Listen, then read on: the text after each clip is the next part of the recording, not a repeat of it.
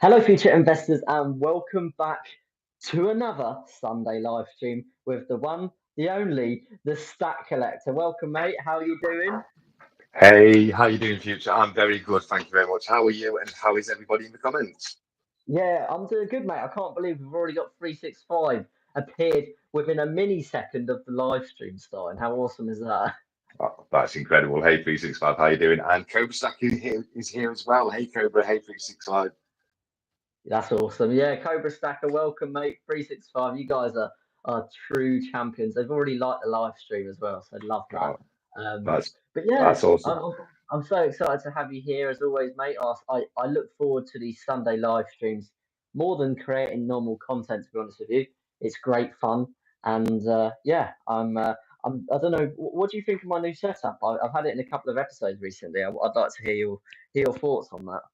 Oh, I love it. I think it's absolutely brilliant. The old style, parchment paper there with the pen that I personally know that you made yourself, and the four gold quarters there. It just looks incredible, buddy. I love it. I really do love it. Oh, thanks, mate. I am going to keep mixing it up between my other setup and this one. Obviously, I've got my Cobra Stacker sticker now, my 365 sticker in the background of my other setup. So I'm going to be mixing between the two. But yeah, I love seeing yours, mate. And it's nice to see that your silver bullion um, is adding up nicely. You've got your silver bar, your 1 ounce silver rounds and coins, really stacking up nicely, mate. Yeah, it is really starting to come along. I bought a few new capsules recently, so I've been able to put a few new pieces in. Well, a few pieces into capsules. Like I've got my old crowns in capsules now, etc. It sounds like Tom is extremely excited for the video too, mate. Yeah, sorry about that. I had a feeling he was going to kick off. He's been doing it a few times today. That's all right. Absolutely nothing. I don't know why. So maybe he's seeing the aliens, mate. That's starting to come into Earth right now. Maybe animals have a sixth sense, don't they? Maybe he sees something that we can't. Yeah, they do say so. They do say so. It's probably been following the meeting in Congress at the moment in the States, which is something I'd love to talk about today. I don't know if everyone in the comments is aware of what's going on in Cobra. I think you're going to really like today's video, mate. Yeah, I agree, mate. I actually wanted to talk to you about that. It's something that I'm completely following really, really strongly right now. And it kind of annoys me that the whole world isn't up in arms and like not panicking or even like just like talking about what's going on. The fact that the United States Congress, which is effectively the British Parliament equivalent, is literally holding the United States Air Force and the Pentagon in official Congress meetings, and they're declaring that extraterrestrial, extra, I'm not even going to say that word, UFOs are, are a thing, and they even said that. Correct me if I'm wrong, but wasn't it in the Roswell crash years ago that the congresswoman said to the bloke being questioned, "Did you find any um, biologics in the crash?" And he said yes. And she said, "Well, my next question, were they human or non-human biologics?" And he actually came out and said they are non-human biologics. And I was like, how is no one like picking up on this? It's Yeah. crazy. Only a select bit of the media is picking up on this. I don't know if you saw that, but Yeah, no, I've not had a chance to follow it as much as I've wanted to. I'm going to be because it is on YouTube if anyone wants to see. And this is like you said, this is literally from the U.S. House of Congress. They're having an investigation into the U.S. military's understanding of UFOs at the moment.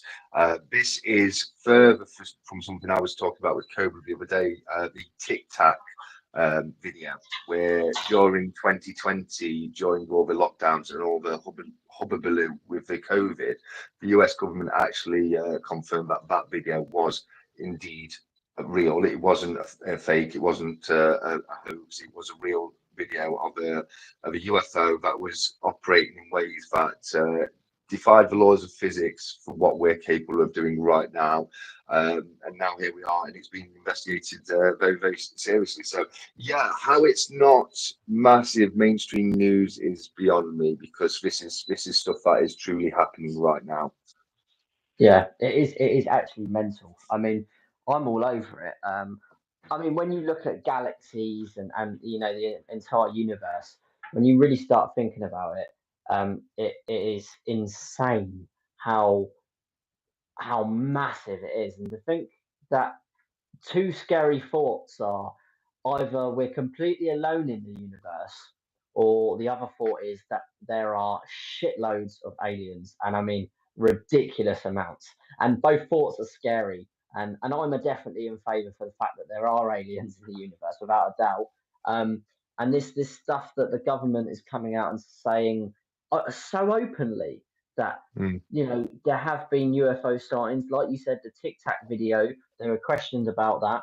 They said the geometrics and the propulsion systems and the mm, way it flew was so unreal to own um, our own abilities that if if if they if we wanted to do anything to it, we simply couldn't have. And I saw that the congressperson asked that, well, this is a real problem, isn't it? Because if what you're saying is true, that their abilities to fly an aircraft or whatever it is, be it a UFO, is so advanced, then mm. we actually need to look into that, because it's quite worrying that we've got no power to do anything about it. Now, on the Yeah. flip side of that, I've done a lot of delving into this, and they were saying, that the chances are that they're an extremely intelligent species, and the fact that they've got here, they've been around for all this time. If they wanted to be hurt us or do something, they would have done it already. So I don't think it's something to worry about, but it is without a doubt something to be interested in. Yeah, no, I think perhaps maybe worry, but definitely not panic. Certainly not something to panic about. I mean, I worry about anything and everything really, but I think you're right in what you're saying. Obviously, I mean, this is something I said with Trevor recently about it. It's my personal belief that for a civilization to become so advanced that they're able to be able to complete interstellar travel, they're probably going to be a peaceful nation because a lot of people, scientists believe that any if a city, if society can't cooperate with each other, itself, it gets so advanced it will kill itself once it's able to, create nuclear weapons and everything like that. The next major war is gonna, it's gonna send us back into the ice age, that kind of thing. Just going back onto what you said about both options being equally terrifying, it absolutely is, and that goes back to the Fermi's paradox, doesn't it? That if there is all this extraterrestrial life out there, and where is it all? It should be the universe is massive. We should have had contact by now, but you know, it looks as though maybe we have, and maybe we've been lied to, and like a lot of people have said, and it hopefully it seems like a lot of things are going to start coming out in the open. We're going to start learning a lot of truths going forwards. Yeah, very well said, mate. I mean, I'm loving that the government is coming out with pretty much saying yes, extraterrestrials are real and UFOs are real, and all this sort of stuff. But it's so unusual for them to do a complete U-turn and say this. It does make me wonder what's the agenda behind it. Is there something bigger going on, or is there Mm, an agenda? Is there something that they know is coming? Are they slowly preparing us? Yeah, this is going to sound really far-fetched, but let me give you an example. Has uh, Bob the Grey Alien, for example, said, "Look, me and my boys, we're going to come out and we're going to let the Earth know that we're around, whether you like it or not. But we give you a few months to kind of, soften the blow a bit." I don't know. It's just so strange that this has come out of nowhere. And normally you would expect the government to be like, no, no, no, we're not talking about this. But they're completely like an open book on it.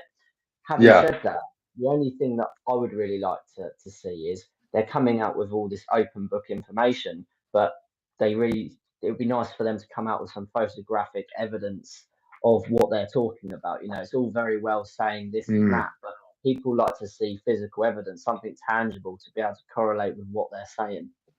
Yeah, absolutely, absolutely. Well, one thing I'd like to say, I remember this is probably about 5, 6 years ago. I was watching a summit, and it was just press coverage of a summit that was happening, and there was a Russian spokesperson there, And his exact words during this summit is, if the USA don't come out and tell people what they know about the aliens, that the Russians will.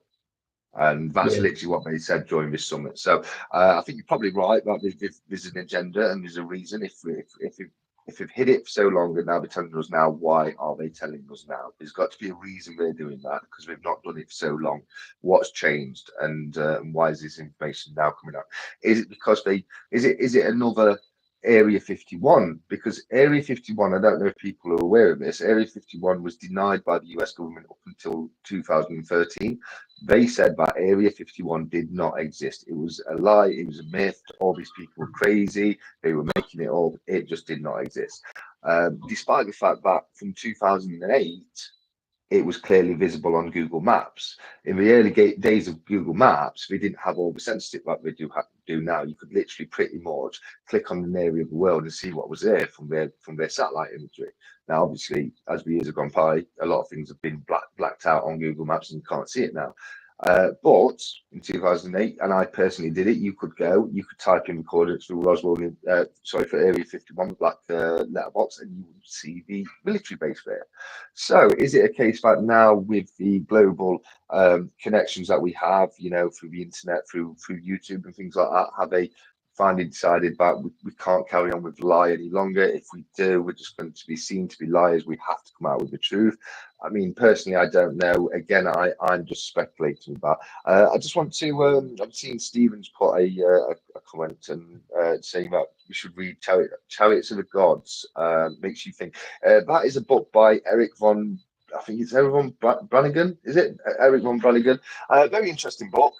He's a guy that featured very heavily on this series, Ancient Aliens. If you ever used to watch that, which followed the theory that these ancient gods that people worship were in fact beings from another world that were so advanced that we saw them as gods. So I just wanted to respond to Stephen on that one there. Yeah, no, great points, Matt. I agree with you on your comments about social media as well. I think when you go back into like the 60s, which is around the time of the Roswell crash in Nevada or something like that. I know you'll have more information on that, but there wasn't social media around. There wasn't TikTok, YouTube, like you said. So knowledge of these things couldn't be spread. But now I know the governments can partially control what data and information gets out there, but it is so vast and people have so much control now that I almost feel like they've gone. Is there really any point in trying to hide this anymore? Because let's just come out of it, because one day it will come out anyway. But just moving on to a comment on this topic, G and S Metals said, but there must be an intelligent designer that designed the entire universe. Order can't come from chaos. And Cobra Stacker replied saying, I don't know, GNS. Just because we can't explain origins yet doesn't mean it must have been intelligent designer. It doesn't mean it must have been an intelligent designer. That's just another possibility we don't know. I think it's a very interesting conversation. Now, I don't know if you've ever seen Men in Black. I can't remember which one it is, but at the beginning or the end of the film, there's a really interesting thing where it's someone throws like a ring or some ball thing, and it turns out that it's aliens playing with planets like marbles, and they pick the marbles up out of their bag, and it's aliens, and they're playing marbles with Earth, and the crazy thing is that I believe that that's actually completely possible. I mean, who knows? We know about space, we know about the universe, but we don't know much about it, and the fact that we don't even know what is beyond the blackness of the great abyss of the universe. Who knows? That could theoretically be true, but I just think that's a great analogy of how things could be potentially in the universe. Yeah, absolutely. I'll let you know a little theory I've always had, and this is just something I've thought to myself throughout my life, and it's like, and it leads on from what you just said with the marbles. And what if, like, the planets were cells, and the universe is actually a being, and we're just like literally we are like atoms, like, and and it turns out that the whole universe is just this whole massive like organism, that we are just like a tiny little cell of. And I think that scene from Men in Black actually went a long way to that, to me thinking about that. And I definitely do remember that scene. And it is very interesting because once you scale things down so much, it's impossible to see the bigger picture, isn't it? Yeah, yeah, it is. And when you really start delving into it, I mean, it's your mind can't sometimes even comprehend. I mean, when you get onto things like the fourth dimension, I saw a theory that Mm, aliens were here that the Pentagon were talking about is actually humans, and they're so advanced in so many million years, they figured out the fourth dimension and they've mm, come back, and it's actually humans. Um, because when he was asked about the Roswell crash, and they said, was there any biologics found? And he said yes. And then she said, well, were they human or non-human? He couldn't say if they were or weren't, but he said basically yes to the answer without answering it. So it yeah. leaves it open for question. But what I don't understand is why, if the government are openly coming out about this, why are they still shrouding it with a cloud over it without being crystal? It's very like on the fence at the moment. So I did see that the Congress chief spokeswoman, she said we're going for this. We're going to try and get this information out of them. She said, they're coming Mm. out with this hearsay, which is great, but we're if the Pentagon and the United States Air Force think that they can stop Congress from finding out the truth, then they've got another thing coming. So I think there's more to come on this topic for sure. Definitely, I definitely think there's more to come on this topic, and others. I think the age of information is upon us, and it is a lot harder for organizations or institutions to hold the truth from us because we have the power of information between ourselves. It's okay for a media source or a media outlet to say what they want, but when people can actually go into the street, take their phone out, record what's happening in front of them, and post that for the world to see, it becomes a lot harder to carry out those lies. So yeah, I definitely think it's definitely interesting, and yeah, it's definitely something that I'm gonna, as I say, once I've got a bit more time, I'm gonna be looking to watching it a bit in a bit more depth, and definitely following that going forwards. But as we're talking about aliens and space, and it is predominantly normally precious metals we talk about. How about we do a little silver unboxing? Yeah, love that. I have a feeling I know what this might be because you mentioned the fact that it's to do with space. And, you know what's close to my heart, so I'd love to Yes, I see think this you'll like unboxing. this. Yeah, I think Future's going to like this one very much. Now, it could be one of two things. I don't know exactly which one this is, so we'll open it up and we'll have a quick look. Let's have a look. We should have the silver inside. Here we go. And you may have already seen one of these on my channel, but you can't have a Future Investments channel when you love Star Wars so much and not see one of these on here. So here we are. What have we got here? We've got the it's the coloured silk 50p coin.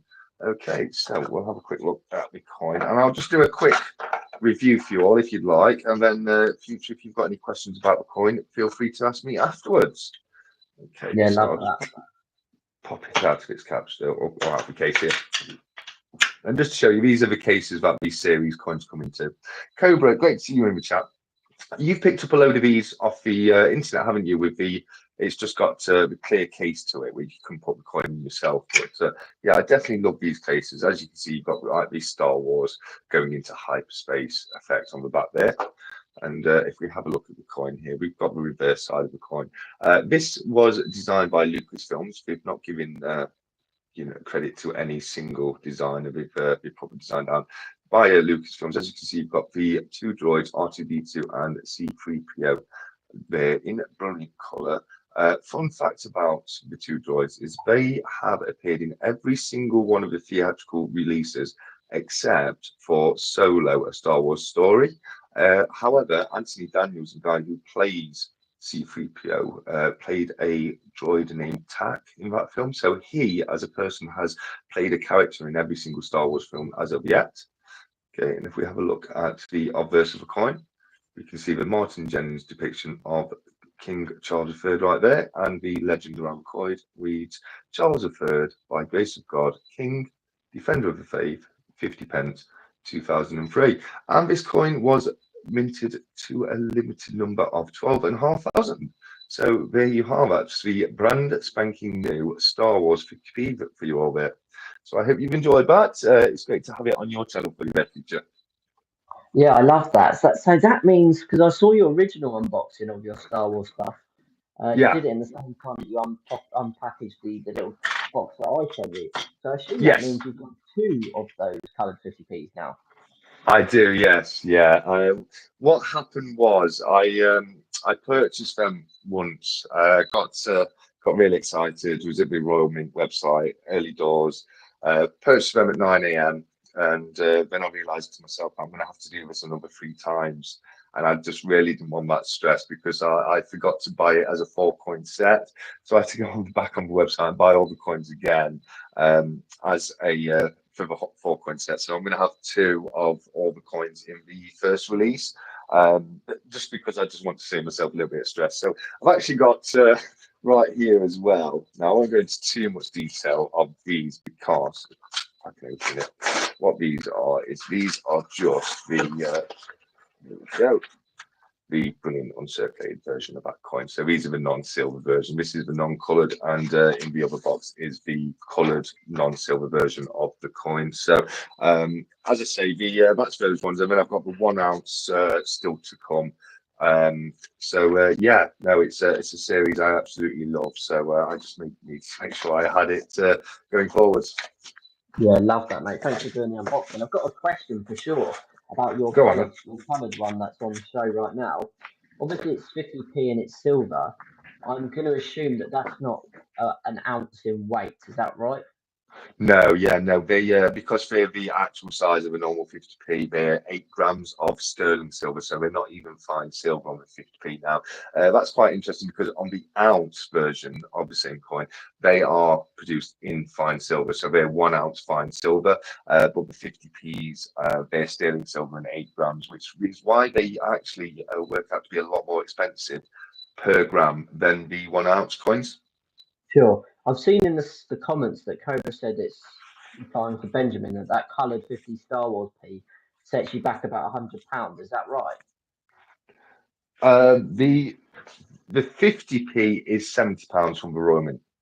Right, the coloured 50p. Okay. Yeah. Yeah, so there's quite a bit. Well, sorry. So what they do is, and I'll just very quickly get this one out as well. So what they do with the 50p's is they issue 3 in the series. So you've got 2 brilliant uncirculators, which is you can see that's a coloured one right there, and non-coloured. They're both non-silver, and then you get the coloured silver proof. So yeah, there's 3 50p's, but only one of them is silver. What? Okay, so the uncoloured 50p Mhm. that you've just shown us, the one that was on the left, Yeah. are they actually going to make that a circulating 50p coin? I don't think they will now. I don't think so. They might do. They might do. I can't say for definitely. They don't always release 50p's as circulation coins. There's a few that I've got in the album that are non-circulating coins. So they're just commemorative coins that are just released as a commemorative piece and never put into circulation afterwards. Right, that's all. Oh, cool. Very interesting. Though. They definitely fetch a bit of a premium, don't they? On at least the coloured ones. I mean, £75 for, I think you said it was about 8 grams into of silver. It Yeah. shows there's definitely a bit of a premium on there. So I'm assuming that you've got that as firstly a collection piece because we know you're the clues in the name. You're the stack Yeah. collector. So you're all about collecting, and then I think investing is a different part for you. Yeah. But do you think, in your opinion, holding on to that piece, are you expecting to see a bit of profit on your purchase of that, or is it really just going to stay at what it is in terms of value? What's your thoughts going forward with the coloured version being a 50p? I think this one's going to be very popular. I think the Roman missed a trick by not doing the 1 ounce in colour. They've done the 1 ounce in non-colour, so that's what the 1 ounce will look like. Yeah, Um, And I think the colours on this one, I don't know if it's because you got C3PO in gold, silver background, and just the way that gold pops off the silver is just incredible. Um, I think the 50p is going to do well. I think looks like GNS Metals was saying that they're going for £90 on eBay.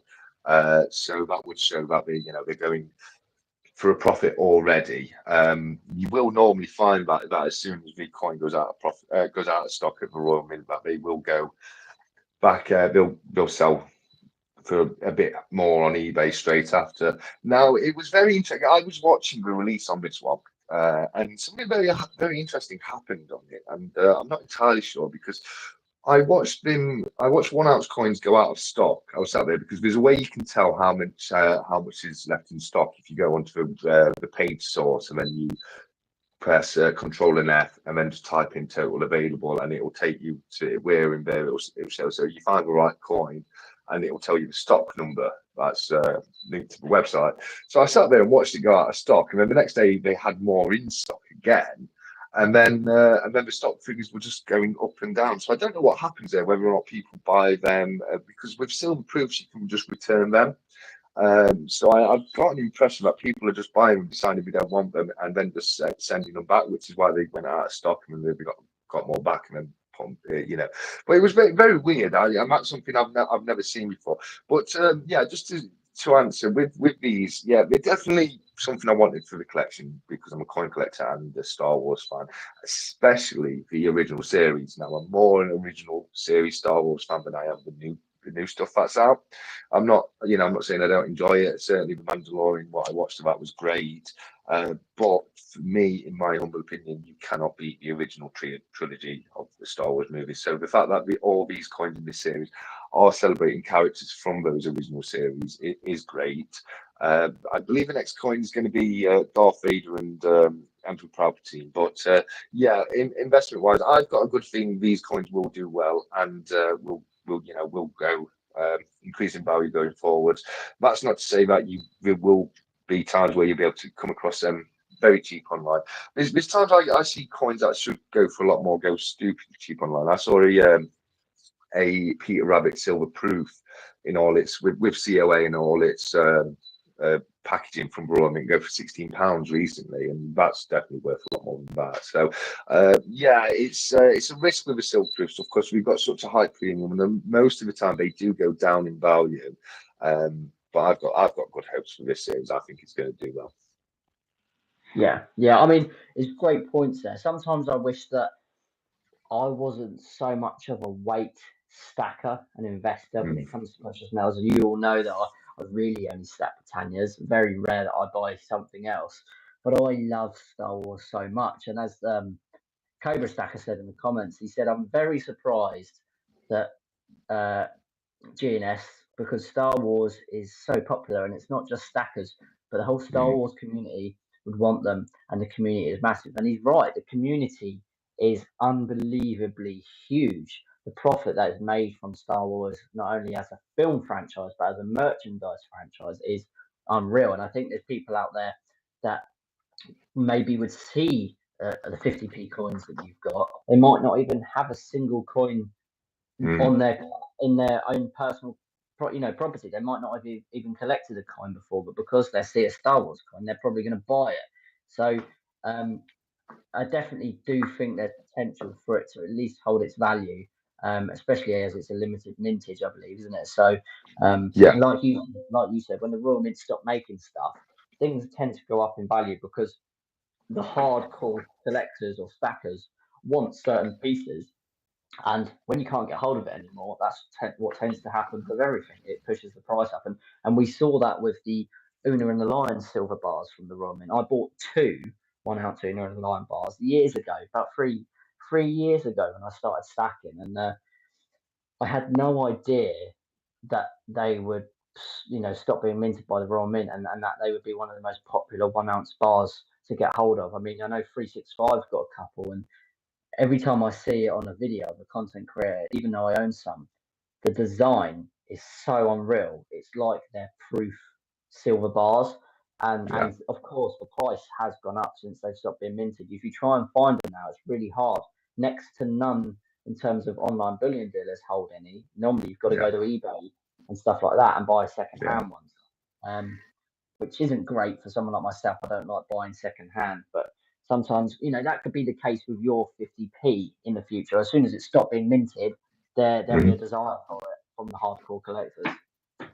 Yeah, absolutely, absolutely. You're 100% right. I think the best example you can give of that is what the coin I recently purchased for Kew Gardens, because that would have been it probably would have cost around £20 brand new from Royal Mint when they issued it in its celebrated pack, and they can go up to £400 now, and that's not even a silver coin. That's just a Kew Gardens 50p in its presentation pack. So yeah, you're absolutely right. The right coin, if it gets popular enough, can be worth a lot of money. And with this being Star Wars, and like you said, you really wouldn't have to be a coin collector to find that to be a beautiful coin, would you? Just being a Star Wars fan, that is a lovely little thing to have, isn't it, right there? So yeah, I think this will do well. The, the only problem I have is I think the Royal Mint are issuing too many series coins too quickly right now. We've I agree. literally, yeah. I mean, we've literally just come off the back of Harry Potter, straight into Star Wars, while we've got Queen Beast going on, Myth and Legends at the same time, because we haven't Yeah, got the third one at the back going on. So, there's so many more I could give, and it's just a bit too much.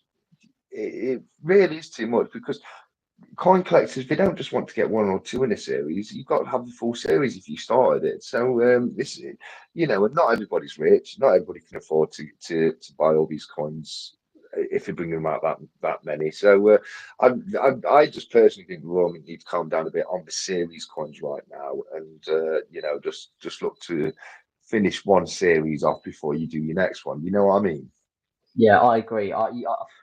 It's never something I've said out loud personally, but whereas you've said it, it's so true. They are hammering out so many series coins. I won't go over all the ones you've just said, but I think you're right. I think when you overkill it on a certain thing, a certain genre, it takes some of the specialness away Mm. from what should be more limited bespoke pieces. Because when they're constantly battering out all sorts of different series pieces, you kind of go, well, even if I don't buy this series this time, it'll probably come out again, or there'll be another version, then there'll be another version. So it takes that wow factor away from it, I think. Yeah, absolutely. And not only that, people may be in a position where, okay, this series is out right now. I like this, but that series is coming out and I love that. So I can't afford this because that's coming out and I have to save my money for this. Because you might have been a Harry Potter fan and a Star Wars fan, and you might have been in that situation over the last year or so. Yeah, exactly. I do like a comment from Stephen. He says, I have 50 Una and the Lion 1 ounce bars. I'm greedy. 50! Yeah, 50! yeah. 50 Another, silver I bars. I'm know. so jealous. I know, and just to compound on that, another comment from Stephen, which I noticed and I wanted to mention, was he'll have to do a video in his 2017 40th anniversary New Hope poster coin bar. It's stunning, and 50 Una of the Lions, a New Hope poster coin bar. I'd love to see the rest of your collection, Stephen. I know that much. That sounds Yeah. amazing. That does. Can you imagine just doing one video alone saying, reviewing, showing my 51 ounce Una and the Lion bars? I'd be like, my eyes would probably pop out of my head watching that. I've only Yeah. got two and I want more. I, 50. Now I, we know why you can't get hold of them because Stephen's got them all. Steven's got them all, and I really want one. I really want one. I think they're great. I think I mentioned it a few times. Now I bought 1 ounce bar. I need another four because I need to have at least five because that's the collection. And Una Lion's one of the first ones I want to get because I do think that I think they're great bars. I really like them. But I think the cheapest I saw them recently. And it's one of those things you need to keep looking because they'll go at different prices. And it's about, and the reason I didn't buy it at £60 is I think if I wait, I might get it a little bit lower. But that's a risk, and with any other kind of investment, me waiting now means I might have to pay more down the line because it's gone up and it hasn't dipped again. So yeah, they're great bars, they're wonderful bars to have. And I'll tell you what that comment reminds me of. It's 365 Days of Silver with the coronation coins. Did you see his video when he had he bought was it about 30 of the same coin or something? And luckily for him, the Royal Mint actually installed it's no, was it 24 because he bought a tube, didn't he? And instead of sending them as a tube, he sent them in individual Royal Mint packaging. So each one is sealed in its own little white box. Yeah, 365 makes me laugh because sometimes he's like, I'm going to slow down on the investment purchasing of silver and that. And then the next video, he's like, I've just bought 879 1 Yeah. ounce Coronation Britannias. And I'm like, holy shit, mate, what's going on? He makes me feel bad. I'm buying 8 every now and then, and he comes out with like a box of 50. I'm like, holy crap. And he's like, I think I'll keep about 49 of them in my YouTube stack, and I'll put one in my deep stack. Yeah, 100%. I remember when his video came out saying he wasn't buying any more silver this year, and I thought to myself, okay, I'm not going to get concerned about that because I think there's going to be more silver from 365 Days of Silver this year, and because I couldn't not buy any more silver this year either. And you're 100% right. His YouTube stack is becoming absolutely incredible now. And recently, with those they're like bleachers, aren't we, for coins? You see, the little tiered stance he's got where he stands all his block bars up and all his coins in the one. It really is looking incredible. And we also got a sneak behind the scenes glimpse of his of a few pieces that he's picked up recently over in his members site, haven't we? So if anyone's interested in seeing that early, you know where to go. Yeah, definitely. I saw he sneak peeked that for the generic viewers, and yeah, it's definitely enticing to become a member to see that. Going back to the comments, I do see that G&S Metals put Stevens a secret millionaire. Well, if he's got 51 ounce Una and 51 ounce Una and Lion bars, he probably is. And then you've got 365 next in line, who's got 50 Coronation Britannias. Yeah. And that's just for his YouTube stack. So Yeah, I would love to. I would.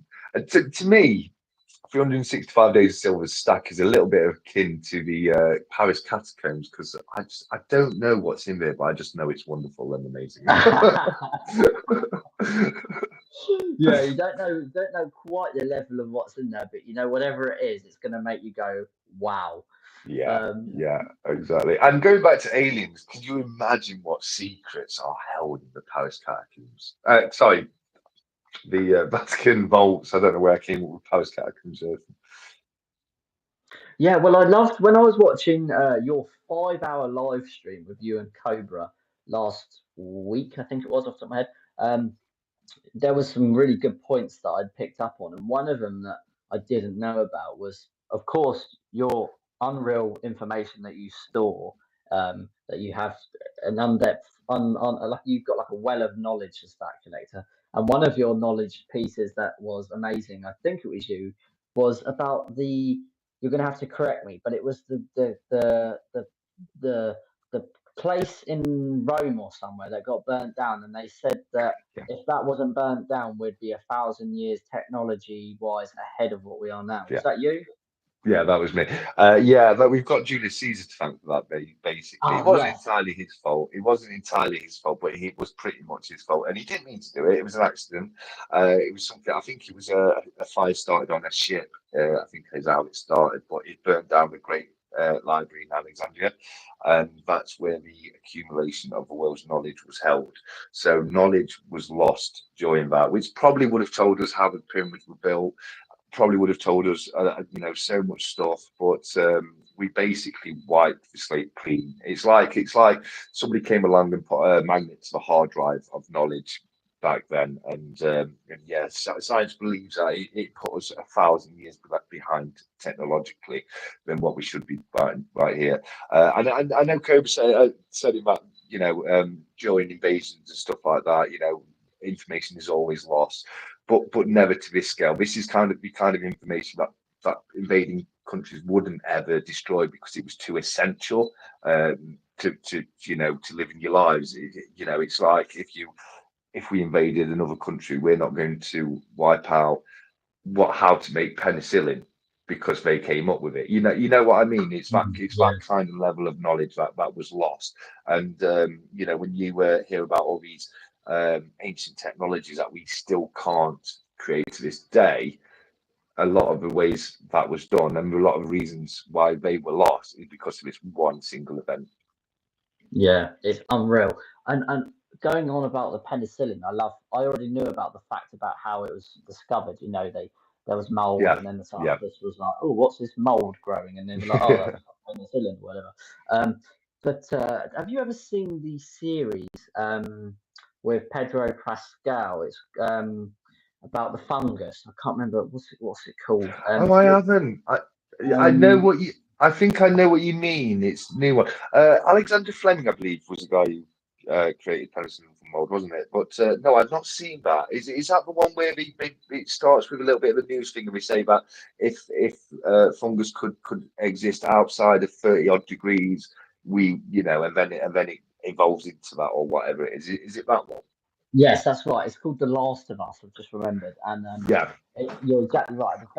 The opening of that series is unreal. It's basically they're saying, and this is true to life. They're saying that Hmm. fungus um, cannot survive in the human body because our human Yeah. bodies are too warm, and fungus is currently only able to live at a certain temperature, which Yeah. is not as warm as what human bodies are. And he's saying fungus um, can basically um, take control of its host and Yeah. control its host, almost like zombies. And its sole Hmm. purpose is to infect as many other pieces of things as possible and Yeah. just spread the infection. And the scientist is saying, this other scientist who's like the devil's advocate is saying, well, humans are too warm, so fungus can't. That will never happen because fungus can't isn't able to adapt to get hotter. But this scientist comes back and says, well, have you heard of global warming? And the global warming crisis, and things are naturally getting warmer. And he says, what if fungus learns, like all things do, to adapt and to start living at a higher temperature? And it only needs to be like half a degree more, for example, and then it host could theoretically be the human body. So yeah, crazy stuff when you start getting into that. But I mean, yeah, with global warming and all these things going on, I wouldn't be surprised if the next thing that came out after the aliens was that fungus is now able to be a human. Yeah, no, I mean, massively interesting. Do you know what actually happens on Earth? It happens to ants. They get infected by this fungus. It takes them over. It controls their body. It tells them what to do, and then if they do exactly what it wants, which basically accumulates with them climbing to the highest point possible, and then they sprout like a little. It's like a little flower comes out the head, and then that spores come out of that, and it spreads everywhere. There's also a bacteria known as uh, toxoplasmosis, and that is carried by cats, and that Right. is toxoplasmosis. Um, or Okay. toxoplasmosis. And basically, the whole point of it is the only place um, the only place it can reproduce is the digestive system of a cat. So what it does is it infects animals like mice and rats, and it Right. kind of it makes them lose their fear, a lot of the fear sensors, and also it makes them irresistible. Well, it makes cat urine irresistible to them. So instead of being really afraid of this thing and being terrified of its smell because it's from this thing, they go running towards cat urine, which gets them eaten and killed by cats. The cat then is able to reproduce the bacteria in its gut. However, people can catch this, and it affects your brain. It is a slight form of brain control because it will also in humans affect their fear sensors, and it's been shown that people who suffer from toxoplasmosis maybe take more risks in life, but because of it. So that's another example in life of something that wouldn't have to evolve in a big way for that to happen. Another one is people don't actually understand how close the actual rabies virus is to the zombie virus. It is basically the zombie virus if it happened quicker. Yeah, that's scary, isn't it? I mean, yeah, that you can understand why these American guys do a lot of prepping and they hold stores of food. And I have always loved the idea of that. I remember during COVID when it was at its most rife period, and it was like a huge shock to the world. And you know, I remember looking online and I started creating a list, and I wanted to create my own bug out bag. Yeah, SHTF situation bug out bag. So if the shit went sideways quick, I could leave the door with a few of my 1 gram gold bars and a bug out bag. And part of me still likes the idea of doing that because the more this stuff becomes frequent and the more it makes me think it's better to have it and not need it than need it and not have it, if you know what yeah. I mean. Yeah, I think everybody should. I've got a bug out bag. I think everybody should have a bug out bag because there's a million reasons and realistic reasons why you could need a bag of things for 24 hours. I have one I keep at home. I have one I keep in the boot of my car, which is very slightly different. The one in the boot of the car is more tailored to breakdowns, and it's got this blanket and then food that would keep me going till recovery could get there if I was ever out of the way. But what if it was an evacuation? You got herded away. Do you want to be, do you want to be at the mercy of receiving food from the government or whatever? Or would you like to have a bit of food in your own choosing in your own backpack? We insure against so many things in life, and prepping is just a way of insuring against emergency. That could be it could be a mass corona eruption from the sun that causes an EMP that wipes out the grid. It could be a super volcano going off. It could be a nuclear war. It could, there's so many things that could happen, and just to have preparations in a bag, I think it's something that literally everyone should do. Yeah, I agree with you, Matt. I can't. I know that's hypocritical because I haven't got my own bug out bag.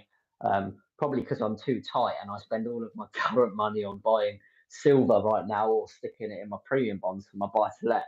But sometimes I wish I wasn't that so strong minded on my goals and like the tunnel vision because I would definitely subtract some money and do that. I mean, to be fair, I could do that now. Got the money that's not in my investment side of my accounts and I could do that, but I know 365 just said the Stack Collector, show us the I bug just out saw that. bag. I And saw I saw I that. Yeah. second that. I say bug out bag, bug out I bag. I will. It's not to hand right now, and it's at the back of a load of stuff I'd have to get through to get it. But I would actually You've get got it to move out. the chainsaws first. Yeah, that's it. That's it. It's got my chainsaw. I can go through most of the things that's in there from memory. I've got now. There's some great Wayfarer products out there, but very expensive. And if you go for pretty much the same thing, what I like they're boiling the bags that can contain pretty much everything. Have you seen the ones with rice on the Uncle Ben's microwave rice packets? Yeah, I think I know what you mean. Just a Yeah. standard Uncle Ben's. No, the pre-cooked microwave rice. Yeah, yeah. The Yeah. Mexican rice and that Yes, those. yes, Yeah, yeah, I love yeah, that. yeah, yeah. Well, it's that type of packet where it might have beef stew in it, or it might have, something scrambled, like dehydrated scrambled egg in it. So I've got a couple of those. There's a Mylar space blanket. I'm sure you know what one of those is. The tinfoil I space blanket. actually don't. Okay, it's you'll have seen on like emergency programs and stuff like that where people get given a blanket that looks like tinfoil. Yes, yes. Yeah, yeah, okay. So that's a space blanket, and that's just a hyper reflective blanket. But it's so thin, it's like tin foil, but it can really keep you warm in an amazing situation. There's a knife in there. There's some Is it a paracord. knife like Is it a knife like Mick Dundee's got from Crocodile Dundee? Yeah, I mean, the one I do like to keep in there. It isn't in there, but it's this one right here. This Oh yes, this is more like it. That's what I like to so that's see. Yeah, that's my baby. I have the other one, which is the one that I use to open the my mail with normally because this one's a little bit too big for the camera. So I do Okay. struggle to get that What's the one on. But pouch that's on the side for?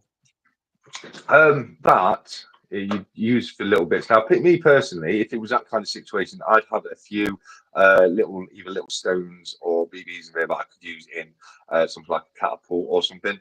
Yeah. Or I might put in there a few bits of cotton wool and some really dry tinder for fire starting. Just like kind of just a little bits that would I might need along the way. But it's you could put a sharpening block in there for the knife. I think that's what was originally in there. But as I say, I'd personally use that just for bits and bobs. Yeah, I mean, I don't have a knife, but what I do have is something a little bit more powerful. And I'm going to show Yes. you. I'm going to show you that. Now, I don't want you all to get scared, but it is a serious bit of kit. And I try not to tell too many people I have it because I don't want to get arrested, but it is my own lightsaber. That's And if I amazing. was to create a bug out bag, I'm going to be honest, this is going to be in my bug out bag because I feel like if anyone wants to start on me with this, they're going to have a bit of trouble. Because although it's Yeah. only a light, I can whack them around the edge of it, you see. Pretty Yeah. impressive. That's amazing. That's amazing. Sorry, I was just responding to one of 365 Days of Silver who said one of my sun lamps is on fire. It's not, I wasn't getting the visual effect I was hoping for, but you were meant to be getting like a mist coming onto the screen through this here. So everything's okay. I'm not on fire. All is well. But yes, no, how amazing is that lightsaber? Because that is people may not know is one you can actually fight with, isn't it? Future, because they actually have worldwide competitions, don't they, for people fighting in the style of Star Wars? Yes, they do. I mean, in all seriousness, I've never really bashed much with it. It cost me far too much money. It was about £560 to get that custom thing Yeah. made, and it took about 6 months to come. It was during COVID, so it wasn't the best time to order it. But you're right, it is a heavy grade blade. So if I was to find another fellow lightsaber fan out there who just happened to be wandering the streets with his lightsaber, I would be able to give him a bit of contact. But bear in mind, yeah, obviously because it cost me a few quid, it's a bit of a showpiece rather than an actual gun. But you're right, I could use it and probably whack someone around the edge of it if they tried to steal my precious metals. I think I'd just Yeah, rather use yeah. Tommy to be honest and just let the dog out. Yeah. I mean, if you get through Tommy, you've got a lightsaber to get to. So, But no, you're right. You are right, and that is, they are designed to take some real bashing. I've actually watched the championships on YouTube because the way they fight with them, it's incredible. It's like watching a couple of Jedi's out of the movie. They're so good. But yeah, no, you could if someone were to break in and you were cornered and you had to, you could use that to defend yourself. Absolutely, 100%. The other thing you could of course use is I always make sure I try and use the correct terminology because I never want to upset you and call it a bow and arrow. So I like to call it archery bows. So um, that could be a good. Well, I'm sure you'll take that with you on your bug out bag anyway, wouldn't you? Stick it around the old, stick it over your head, get a couple of arrows with you, and off you go with your Robin Hood 1 ounce bullion coin, and no one's going to mess with the stack collector. Yeah, no, I've actually got something I made myself, and I'm desperately looking around because it was around here somewhere because it needs a bit of fixing doing to it, but I can't see it. I think I put it down in the cellar with my other project stuff. But I made something that's called a bow sling. So Oh, a sling, a slingshot. yeah. That's all it is, a slingshot, but it's got something mounted in the middle of the slingshot, which enables you to rest an arrow in it. So it's something literally the size of a slingshot that you can fire arrows from. And I made that myself as a little bit of a project years ago. So that's why if it was ever that situation, because I'm very much about compact. One of the other things that's in my bug out bag is a live straw. So if anyone doesn't know what a live straw Oh, is, it's something that you can literally stick it into a muddy puddle and drink through this straw, and it filters the water for you. So that negates you from being able to or having to carry water. So I'm all yeah, about I having love those. things. Sorry, what was that, mate? Sorry, yeah, sorry to interrupt. I just before you moved on, I wanted to touch on that life straw. Yeah, We researched those, and I don't I feel like everyone should have a life straw. I mean, yeah, unreal. Honestly, it's so good. I know yeah. it doesn't do salt water, does it? But it does like lakes and streams and stuff like that. Is that right? Yeah, no, it'll filter things out of the water, but it won't desalinate the water, which is what you need to actually convert salt water into drinking water. But you can get things known as desalinators. You can also evaporate the water and distill it yourself by using something like known as a solar still, which is literally just a sheet of plastic, like preferably clear plastic, and you'd have a hole underneath it with some salt water in, the salt water in. You'd put something on top of plastic which would make it depress in the center, have something underneath that which would catch water as water evaporated inside it would this condensation would collect at the top and then run back down into the container in the middle, and you would be able to take the salt water the salt out of your water that way. So there are main ways and means to take salt out of water if on the go if you're ever in that kind of situation. Yeah, that's cool. I love that. I just got to touch back on something quickly. Since 365 said that your salt lamp was on fire, I have noticed the smoke, but it seems that there's coming more and more coming in now. It looks like it's coming from my screen on my laptop at least. Um, what is causing the smoke? Yeah, was you were showing your light Have you got say by someone there vaping constantly on a vape? it's just here, look. It's one of those it's one of those humidifiers you put fragrance in. Oh, nice. So I thought it'd be a Lovely nice effect. effect. Yeah, I thought it'd be like a misty morning, like coming onto the screen, but you don't see it as well as I would on light. But yeah, I've moved it a little bit closer so you can see it a bit better now. But yeah, I thought it'd be just be a nice little effect. Yeah, I love it. I'd love to see that in your actual videos. That would be pretty cool. To come back to some of the comments, Stephen said, "Be careful with that lightsaber; it will have your eye out." Yeah, you don't ever want to touch the blade because it will burn your hand. Being a real lightsaber, of course. And 365 said, "Catapults and lightsabers, the UK equivalent of speaking about guns." Yeah, absolutely. Yeah. Yeah, you don't Well, want to invade England because we've got lightsabers and catapults. I do have a crossbow with a red dot sight, so I have got a laser sight on my, you know. You've got a crossbow with a red dot sight. Yeah. Holy shit! Are you sure you're not part of the SAS or SBS or something like that? And your landscaping business is just a side hustle. I can neither confirm nor deny I cannot talk about my military activities. Well, I could answer that question, future, but I'd have to kill you. I'll start asking you if there's aliens because I reckon you'll know the answer. Yeah. No, well, maybe I'm one of the people that has to make you believe they don't exist. Yeah, MI5. Well, Yeah. I believe it is only people that work for MI5 that get issued red dot sighted crossbows, actually, or bow and arrows or archery bows. So, Yeah, absolutely. It's you've got to have that level of security, or you can't have one. 365 said the Stack Collector's been playing too much COD. Do you actually? Are you playing PlayStation or Xbox or anything like that? No, I don't game anymore. I used to play COD. I used to play all the CODs. I really liked the World at War one, Modern Warfare's both of them, and Black Ops. And I think they were the only ones I ever played. But yeah, no, I used to do a bit of gaming. I'm one of these weird freaks that has to invert the y-axis. Um, so whenever I've been playing on a game controller and somebody else goes on it after me, I always get shouted at. But yeah, I'm one of those really, and I don't know why, but I have to invert the look axis. So I have to pull back on the joystick to look up and push forward on the joystick to look down. And people, yeah, you an inverted too, 365. That's amazing. People get really mad with me because they can't aim after I've been on it. But I say to them, look, it's exactly the same for me when I get it off you because I can't do it normally. It has to be inverted or it just doesn't make any sense to me. So when you put the analog stick up, you want to Mhm. look down and vice versa. Well, no, So you because okay, so imagine. Right. Imagine yourself Wait, I've got stood a up. controller here actually.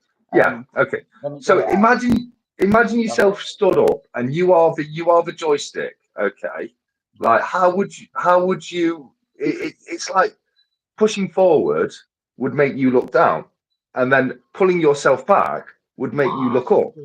I see. You're referring to like, are you referring to like if you're doing a flying game or generically you'd have that on COD? Yeah, but generically on card and walking around and just looking around, it has to be that way, or I can't do it. Right, I see. Yeah, I mean, I get what you're saying.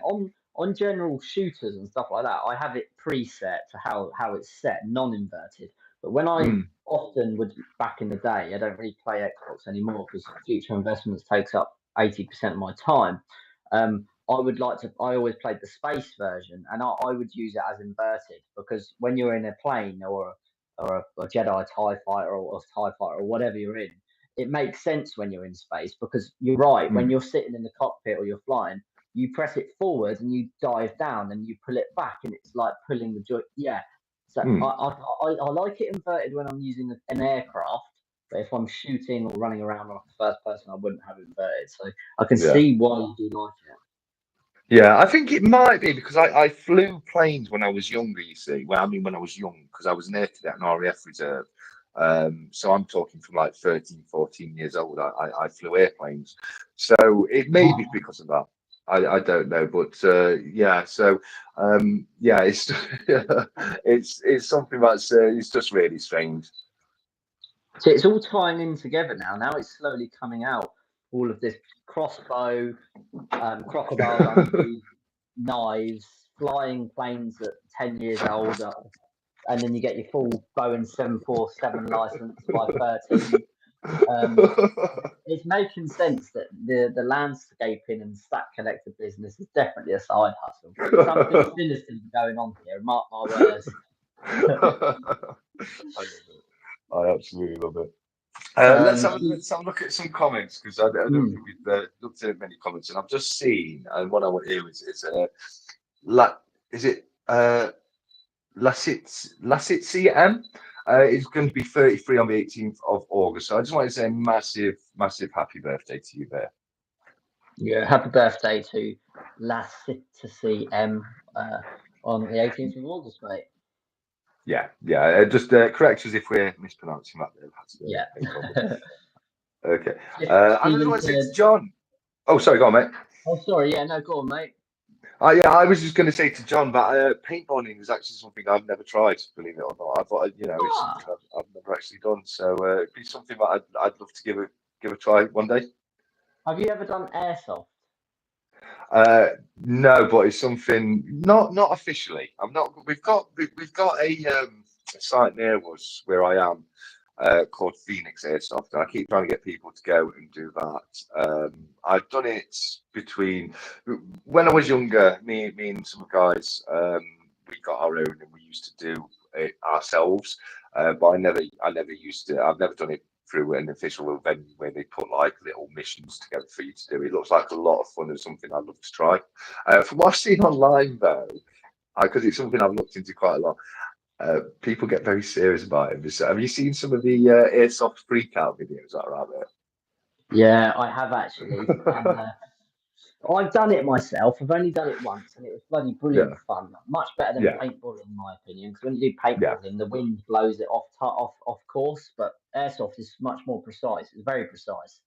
But I don't think I'd want to get into it properly because I've seen the same videos you're referring to about people getting shot in the head, which is Mm, absolutely fine when you go airsoft because you get shot, and then yeah, they kick off and shot them in the head. And yes, yeah, I'll probably kick off if that was me because why are you going to play airsoft if you don't want to get shot? If that's the case, go yeah. karting. You know what I mean? Yeah, yeah. No, it's that the problem isn't that they got shot. The problem is that they've hurt their ego because they think they're the best Ah, person in yes. the field. They think they're Rambo, and then they get a rude awakening. And you normally get people like fully grown men in their late 30s, like trying to fight little kids in these videos. It's sad. It's sad, but it can be quite funny to watch. Yeah, you're right. I do like one called Kickstand Mustang. I think he's got like 1 million subscribers. He wears Yeah, like full um ghillie suits. It's unreal, and he's like a sniper. He's actually really good, but probably yeah. watch one. Mustang's one I've seen before. He's good. And then there's another one. Is it Hannibal or something like that? He's quite good. Mustang. He's the sniper. He's got the GoPro on the end of his barrel, hasn't he? He does some really That's really right. awesome shots. Going back to some of the comments, the guys are jumping on the fact that you're some sort of special agent because 365 said security work, crossbows, trained already.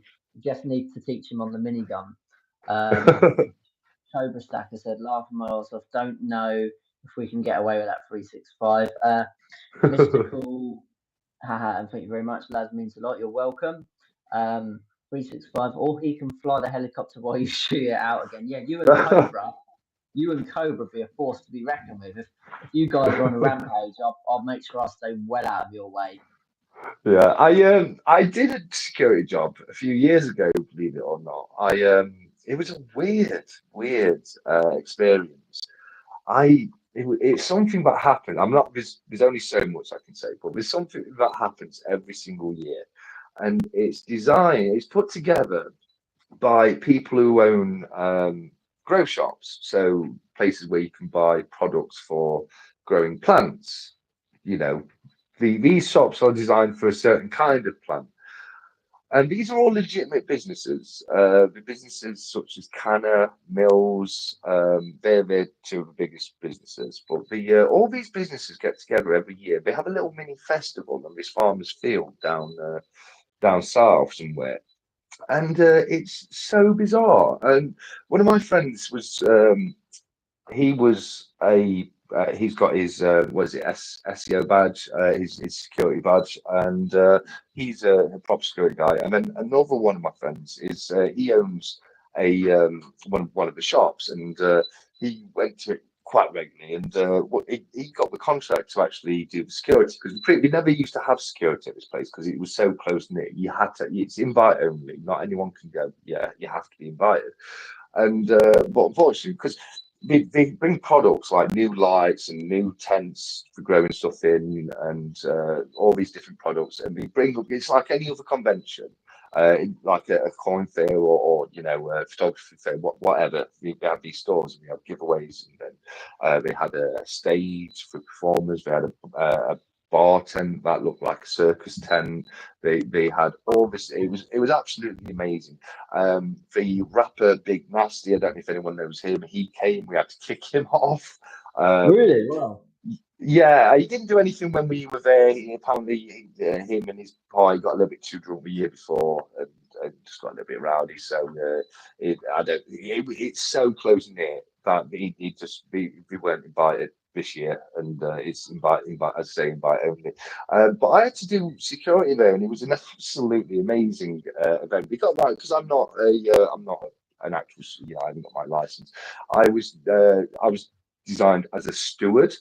But that was a lot. It was a lot of fun to experience. I know that much. It was, that was quite crazy. But yeah, so I've done a little bit of security in the past. Nothing serious. But I did make a joke with Cobra because we're going to be going to the London Coin Fair, and I don't know if you're still coming, Peter. I know you said you were thinking about it, but I made a joke with Cobra that we didn't need any security because we already had it with him being there, so we didn't have to worry about anything. Yeah, I love that. We need to make sure Cobra goes because when everyone starts getting there and they start fangirling over 365 days of silver turn up, we need Cobra to like keep them calm and everything. Because when it's just me and you, people probably be like, they're all right. But when 365 rolls up, things will start kicking off. So. Well, I don't know, Future. Are you bringing Tommy or not? Because if you bring Tommy, I can we're bring going the to police dog. definitely. Well, no, I'm saying Tommy's a celebrity. We're gonna have like hordes of people coming to meet Tommy. So.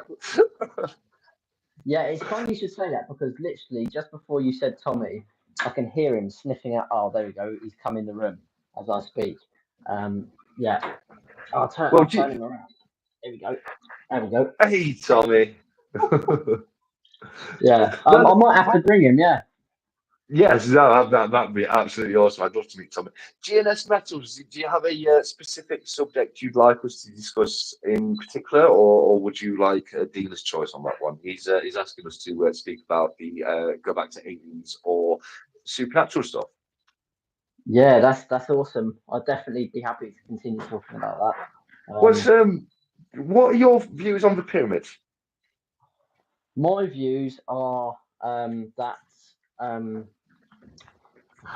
I don't know. I mean, I love ancient Egyptian history. I'm all about the pharaohs and how Howard Carter found Tutankhamun's tomb and all of that. It really, it's like, and you can go on so much about it. I have watched a few documentaries. I can't remember who the chap was, but he was like a really renowned type. What do they call it, archaeologist, about how he thinks there was ancient civilizations throughout the Earth, and that it wasn't created by aliens, but it was ancient civilizations that had advanced technology that's been lost through time. Essentially, a bit like what you said about Julius Caesar losing all of that information. Um, but I feel like there must be a bigger purpose than just because they say that I think they say there's only a couple of rooms in the pyramids, and for me it just Yeah. seems like why go to that effort and have one tomb and a couple of tunnels. I feel like there must be Hmm. something that we're not told about, or some maze of labyrinth of Well, tunnels of passageways. yeah, it's very strange. Now, one name I'd like to say. Now, this is personal. I don't like. I don't like him because of what he's doing at the moment. It's Zari Hawass. I think it's Zafi Hawass is the guy's name, and he used to be in charge of the pyramids. And he stopped so much from happening. Do you know late LiDAR detected a 40-foot void in the pyramid above the Queen's chamber, and he refused to have it investigated any further, just saying, no, it's just an air pocket. The 40-foot void the size of a school bus is just an air pocket, yeah. Yeah, And that's the kind of thing that you have to you're dealing with the pyramids. There's also a chamber under the Sphinx which they deny exists. I've seen a video of a tourist. He got past security and got to the Sphinx, moved aboard, got under it himself. Now, if you go down, it leads to a dead end. But if you go up, you can't see where it ends. It's too dark. You'd have to get up there and have it actually explore it for yourself. Now, I've also seen a video with Zafi Awas where he's in there himself, and it's points the camera down and see, look, there's nothing, it's nothing here, it's just a short tunnel, dead end, no problem. And he turns his camera down to talk to the camera and look at his face. You can see the other chamber over his shoulder. It's right there. And he's just, yeah, no, it doesn't exist, nothing to see here. And as well as that, there was, and I don't know this guy's name, I can't remember, you'd have to Google it yourself, but it was one of the officials of the one of the official Egyptologists, like worked alongside Zafi OS, etc. And he was at a function. It was like a banquet kind of thing, like a charity do. I can't remember exactly what the function was again, but he, whilst at this function, said that there was something off world hidden within the pyramids. Um, right. he was overheard saying that by a room full of reporters who all went ahead and went with the story. And then the next day he said, no, that's not true. I don't know what you're talking about. Never said that. It's just a lie. So all these people just came up with the same lie at the same time. Yeah. Yeah, So we are 100% being lied to about the pyramids. To what extent, I don't know. But why are they lying to us in the first place?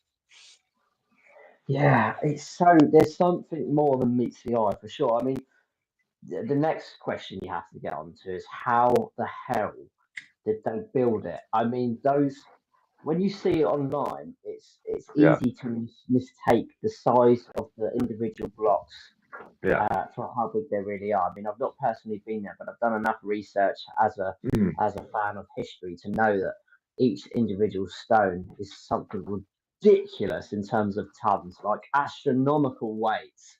And Yeah. we're talking, 3,000-4,000 years ago that they built these, and Yeah. they didn't have cranes. And even now with our machinery, that's a serious feat to build that. And on that topic of building it, they built them within bloody inches Mm, of being like pointing to these certain stars. And if you mhm. line them up or you times, don't quote me exactly, but it's something like if you times the height by the mass, it takes you exactly to the edge of outer space. Exactly. And it's like, how could that have been a coincidence? I thought it was the diameter of the Earth. That might be, yeah. I was completely misquoting, but you get the idea. Yeah, it might be Yeah, no, correct. but it's something. I might be wrong, Let me but it's check something while we're like if you talking about times the height by the mass, it gives you it equates something to do with the solar system. The pyramids, they align with Orion's belt, don't they? And it. yeah, it's Oh, but there you a lot go. of people.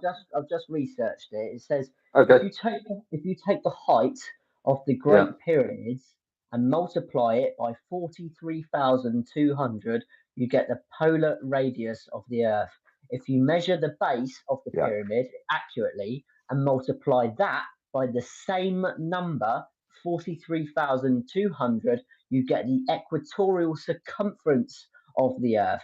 So yeah, you get the polar radius of the Earth and yeah, the equatorial circumference, two different scales with the exact same measurement on yeah, the Earth. I mean, how the how yeah, even now, how the hell do we know the radius of the Earth? I mean, it's like yeah. you don't have a gigantic tape measure. How can we figure that out?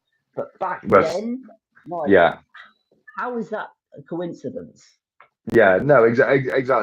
There's just far too many coincidences, and it's not just easy to either. There's Machu Picchu and all the, there's so many of these. And before we go off the Egyptian pyramid, people really do. I mean, it's so easy to lose it because you lose sight of it because yeah, you look at these pyramids and you think, okay, well, we had thousands of slaves, etc., etc. But you need to understand that we cannot lift these blocks now. Cranes are not strong enough to lift these blocks in 2023. That's how big some of these singular stones are.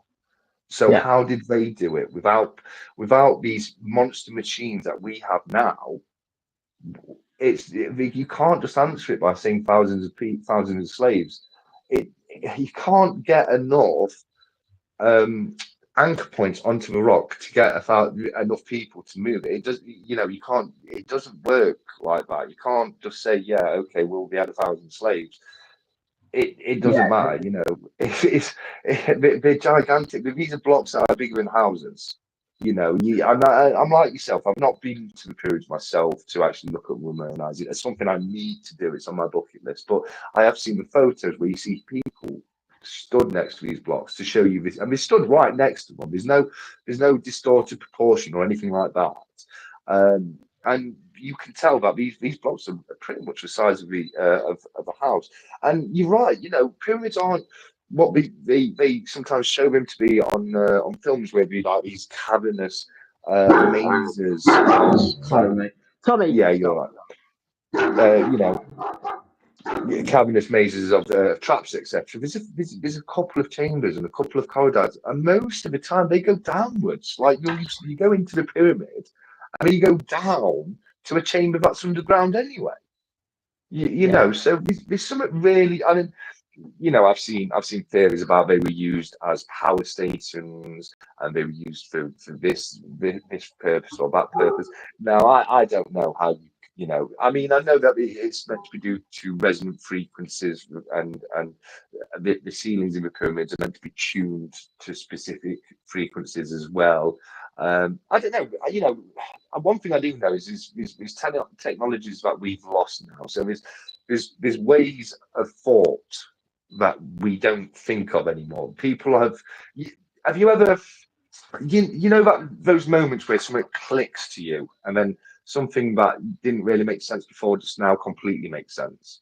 yeah, Yeah, well, something has happened before in history where somebody's discovered like some whole range of science, whether or not be acoustic levitation or whatever it was, and they were able to work that out, and we just haven't even stumbled upon it yet. So it's just completely alien to us. So, but there was definitely some technology or something used thousands of years ago.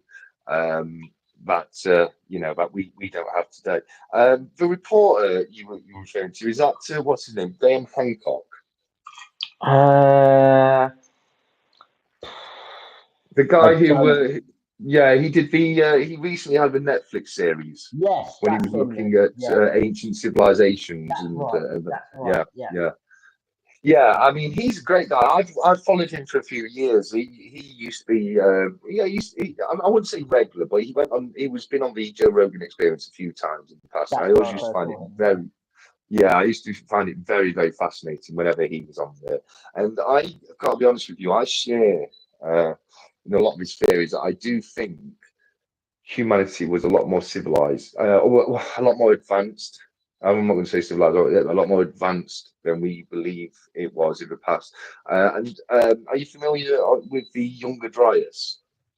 Yes, he spoke about that an awful lot in the series. I watched the whole series, and I'd never heard of them before. But he spoke about the Younger Dryas in that series quite a bit, actually. Yeah, yeah. So to anyone who's watching who may not be aware of what Younger Dryas is, it's a period of history. It's a time in history. So you had the Jurassic era, the Cretaceous, etc. It's like that. The Younger Dryas was this period of time in the past where a lot of stuff seems to have happened on the Earth, from great floods to this proof because we knew these things happened now, but we used to think that the world flooded over a long period of time, like the water levels rise, climate change gradually and what. But now science is showing that it didn't happen like that, and they believe it could have happened as quickly as 24 hours. That this entire huge mass of land was just swept up in water, and it's possible that, and a lot of people are thinking that it could well have been due to a meteor impact during that time. Yeah, he spoke about that a lot on the series, and I'll be honest with you, it felt like he did harp on a bit about it, but you can understand why because it made sense Mm, logically with what the historic artifacts and writings of everything from all the different civilizations throughout the centuries. They all kept referring to the same thing, the Younger Dryas, and how can yeah. multiple different civilizations across the globe be all building sort of pyramids, monolithics, statues that are all Mm, pointing to a similar direction in astronomy into space? And yeah. the monolithics, stating a giant serpent come out the sea, and then they go to Brazil, and there's another one saying a giant dragon come out of the Mm, sea, and they're mm, all ever so different interpretations, but talking about the exact same thing. And I mean, yeah. how how can that be the case? So it must have Yeah. some truth to it. Well, And it's a very valid point. Like he said, yeah. archaeologists don't like what he says because they like No. to look at evidence from fossils in the earth and date things, whereas his Yeah. a lot of it's theoretical, but it makes a hell of a lot of sense. Yeah, he's branded as a pseudoscientist, which is unfair. And I have a massive issue with mainstream science, especially mainstream archaeology. And one of the massive culprits in this is the Smithsonian Institute. They will not, there's certain things they will not relent on, no matter what evidence is presented to them. And I'll give you a perfect example. And I say this to people, I might even go this up on a live before. Um, the word dinosaur should not exist. It just shouldn't exist. And it only exists due to mainstream science inability to accept legend as fact. And the reason for that is, dinosaurs were only discovered, I think, in around 1860, but it was definitely the late 1800s. And it was a woman taking a walk on a beach down south in England, I think it was. And I think it was, it might have been Cliffstone, but it might not have been. But she basically found a fossil in a stony beach. And that's when the first ever dinosaur was discovered. If I'm not entirely, I might be mistaken on that, but if not, that's it. But that basically led on to the Bone Wars, where you had two main scientists who were going out there trying to discover all these new species of dinosaurs. So that's only the late 1800s. Okay, but for thousands of years throughout the world, people have spoken about giant lizards. What were they called? Dragons. Yes, I suppose they were. We've got They our were own called myth. dragons. They were known as dragons. Giant lizards were dragons. So Yeah. why in 1860 or whenever it was, when this person found this first dinosaur, why didn't science come in and say, you know what, dragons are real? Here's bones of a Mm. dragon. They were real. No, they came in and said, no, okay, this was a dinosaur. This is not a dragon. No, it's definitely not a dragon. Nothing like a dragon. It's only a giant lizard, some of which can fly. Um, Yeah. but so to me, what should have happened at that point is yes, dragons were real. We had all different types of species of dragons. We don't know that they breathe fire, but we know that some of them walked on two legs, some of them ate plants, some of them ate meat, some of them flew. And that's what should have happened because previously to dinosaurs, there was an animal that fit that description. So instead of just accepting that was real, you're still denying it, but creating this whole new thing to fit round it. And that's what mainstream science does all the time. Yeah, and when talking about the dragons, when you say Komodo dragons, where do they think the terminology came from? It's linked, and Mhm. I know I'm going to say the taboo word. What you're saying is dinosaurs, but Mm. crocodiles, alligators, Yeah, those are reptiles, and yeah, the only other animal that really survived what we think was a meteor that killed the dinosaurs was birds, obviously because they can fly away. yeah. But the animal that has still survived till today, and not because it could fly away when shit hit the fan, are crocodiles, Mm. alligators, Komodo Yeah, dragons, essentially reptiles. And yeah. it just goes to show you how hard and sturdy they are. Because if it was something, everything, why did they survive and everything else got wiped off the face of the map? So I just find it interesting when I see like Yeah. crocodiles today. And I've been to Australia. I'm lucky enough to have been and gone to a crocodile farm and see them, and I just look at them and think, holy shit! I'm looking at something that was around, Yeah, what was it, future. 50, So, 50 future. million Just years ago? to 365. Just let us know that he's jumping off because he's got his 3 a.m. start tomorrow. So I just wanted to very quickly say see you later, 365. Yes, thanks for staying 365. Appreciate your time, mate. Good to see you, and we'll catch you in the next videos. Yes, absolutely. And John, yes, that's my point. Dragons are lizards, aren't they? But dragons are giant lizards. So when we discovered dinosaurs, we should have accepted that yes, dragons were a real thing. Giant lizards were real, and they did exist. The point I was trying to make was more as to what Future was saying about mainstream science. Not being able to accept certain things, even though it's very clearly true. Yeah, yeah. No, definitely, definitely. There's a lot of filtration around the evidence of, what has historically been found and that for sure. Just going back on top of the GNS metal said CF365, John Ingham said dragons are lizards, aren't they? Yeah, I suppose dragons are lizards and lizards are dragons, essentially, aren't they? Just Yeah, developed into modern day's world. Um, Going back onto the alien topic, I was thinking a minute ago, how would you feel if the government actually came out and said, okay, fair enough, we've been telling you that they're real for the last couple of weeks through Congress and that, but here's a video. Here's a video of mm, an alien.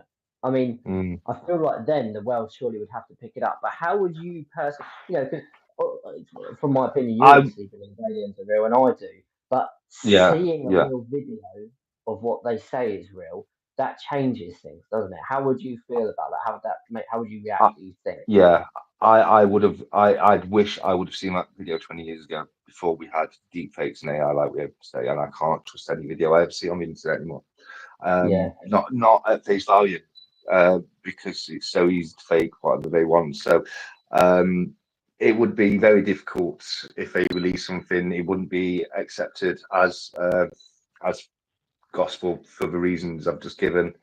There'd be a lot of people out there that would still deny it, would still dispute it, and say things like, "It's not real. It's CGI. It's effects." And one of the reasons for that is the misinformation we've been fed for all this time. I do believe that not only do aliens exist, they are here and they are in contact with certain people on the planet. I do think there are. However, one thing, this is something that I thought of recently. With all these ancient aliens theories, and a lot of it's down to we want our resources, we want our gold, we want our water, etc. Now, for a long time, for all my life, that made sense to me, but it doesn't make sense anymore because there's asteroids made of gold. There's meteors made out of water. They could farm. We're starting to realise through people like Elon Musk, etc., that we can farm out of space for resource. Yeah. There's going to be comets out there that are pure silver, made from literal pure silver.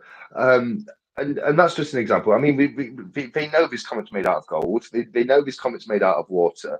The only thing we need to get over now is how we can transport it there and back, or get there to get it and get it back. That's all we have to do, and it's a much better way than harvesting it from the earth itself, which is a very limited resource, which we could deplete in decades, really, if we keep mining the way we are.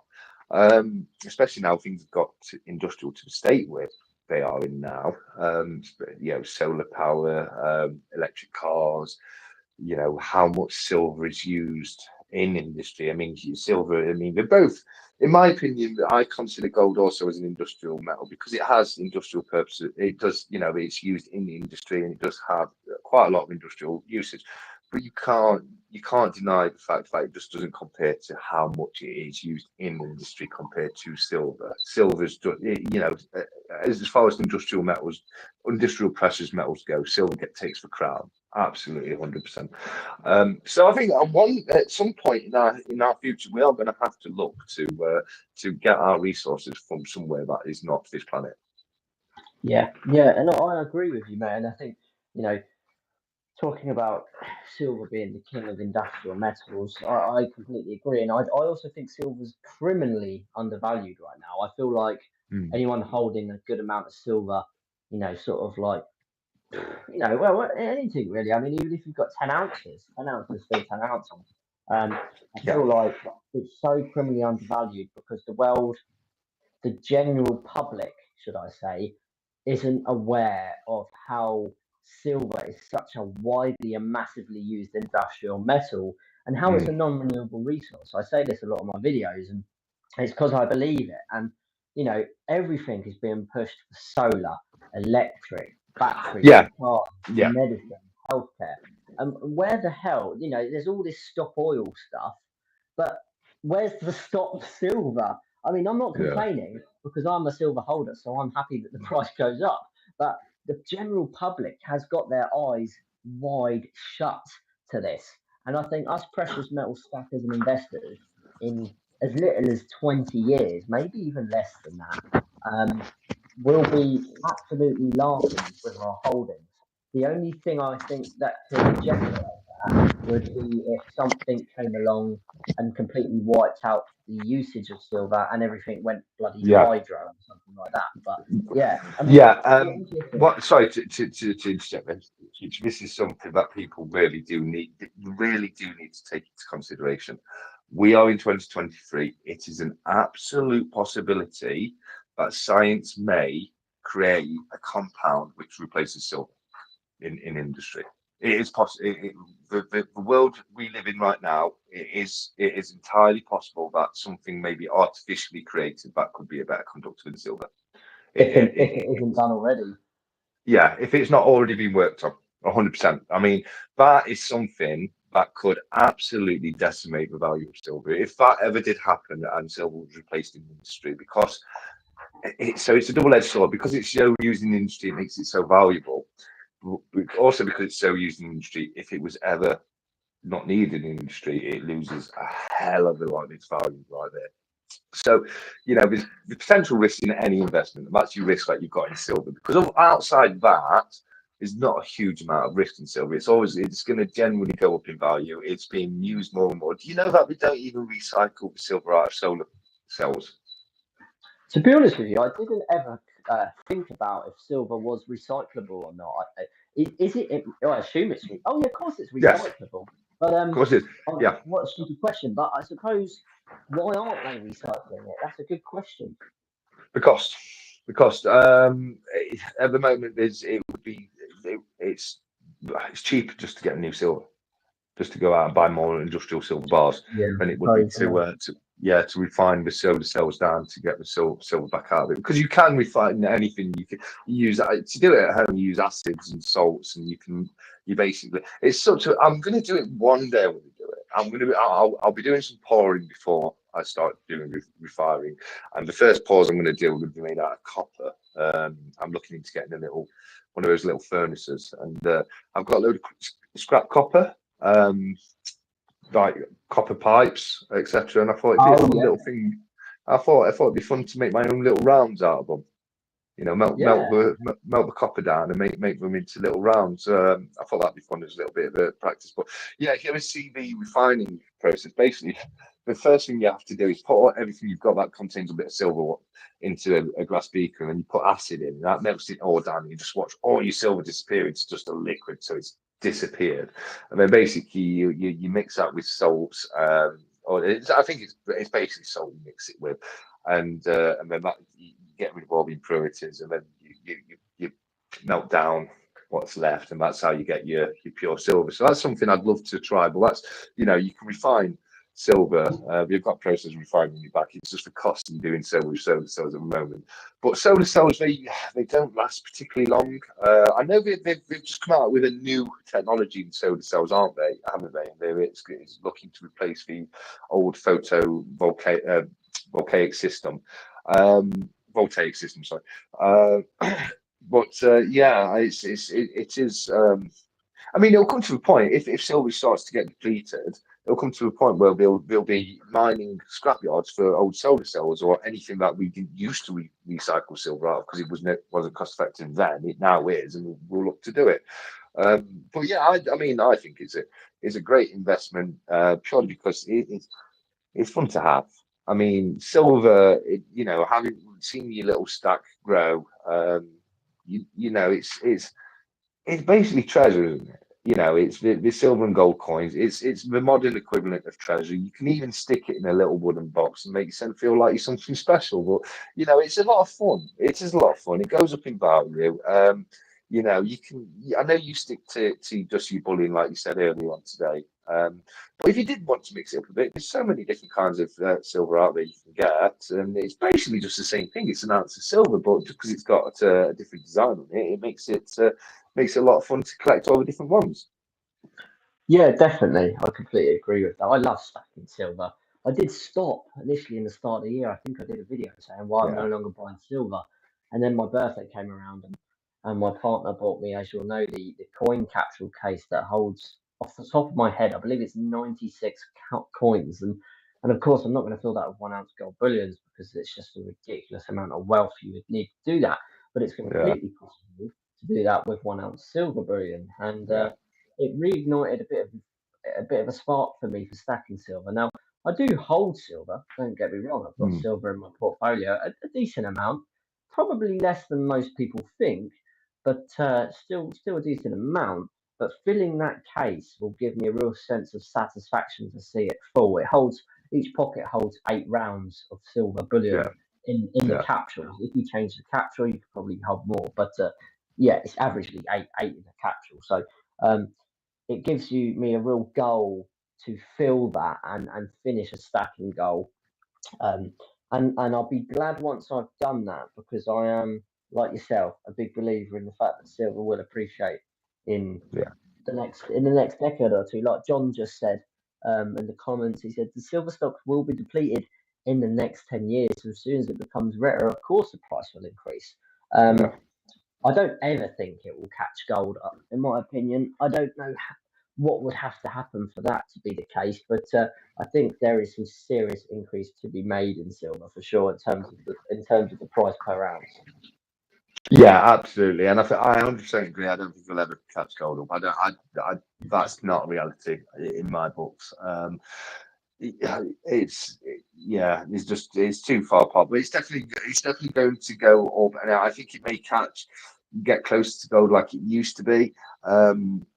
It's definitely a lot more room. This is what I say. To people, I personally think silver's a better investment because I think there's more room for silver to grow than gold. Gold's worth 1,000. If you went out and bought £1,000 of silver and gold right now, you're buying £1,000 of silver and gold. They're both worth the same amount. The powers are different sizes, but the financial value is exactly the same. So depending on which one can go up by a higher percent, that makes that one the better investment. And I think silver's got the better scope to go. Now, if silver goes up by 3% and gold goes up by 1.5%, and you put £1,000 in silver rather than gold, you've made your money. In physical silver, it gets very difficult in physical silver and gold because you get premium benefits with gold as opposed to silver. Going back to what you were saying earlier about your stack not being maybe as big as some people would think, if your stack was a different color, it would be a hell of a lot bigger. What you've got in gold represents a huge amount of silver. That's true. Yeah, it's You've interesting. chosen. Sorry, go on, mate. No, go on, mate. No. You go on. I know you make a good point. I think sometimes you forget with gold bullion, don't you? Because it's so small. You Yeah, and you hold it such a long time. I go blindsided about the value per piece. I never really forget, but you kind of it goes over your head, or goes over mine at least. And sometimes I sit down and I have to go, just remember how much that piece you've got right there is worth. I mean, you look at these four pieces and you don't initially think that's a lot, but each of these to buy it from the Royal Mint is going to set you back at least probably 450 quid a pop. So yeah, you're looking at well over a grand's worth of gold right there. But on first glance, you would never say that. yeah. Exactly. If you put a grand's worth of silver on your table, mate, that's a huge pile of silver right there. Yeah. You know what I mean? So you have got a big stack. It's just it's big in value, not in size. Which is that not that's better, isn't it? If you had to move your stack quickly, you could do that just by throwing it in your pocket. Yeah, I suppose you're right. Yeah, I mean, as you'll know, I've got a 1 kilogram silver Britannia coin, and Hmm. really, it's probably this gold here is probably worth only just a bit more. Well, actually, no, it's probably worth about the same as the 1 kilo silver Britannia. So you can see the difference between four tiny quarter-ounce Britannias or a Hmm. massive 1 kilo Britannia. So yeah, there's definitely something to remember when stacking for sure. Yeah, no, definitely. I think it's great, and I know 365 has said this, and I think Cobra said this in one of his videos, and I'm going to hold my hands up. It's brilliant for me because you're the kind of person. I don't think this applies to you, future, because my impression of you is you're a lot more level-headed than I was at your age. You're a lot better with your money than I was at your age. My money used to burn a hole in my pocket, and it's still just to an extent. But now, because of this stuff right here, I can spend my money and still own money at the same time. It's brilliant. It definitely is an amazing security of wealth, if you know what I mean. Yeah, I love that as well.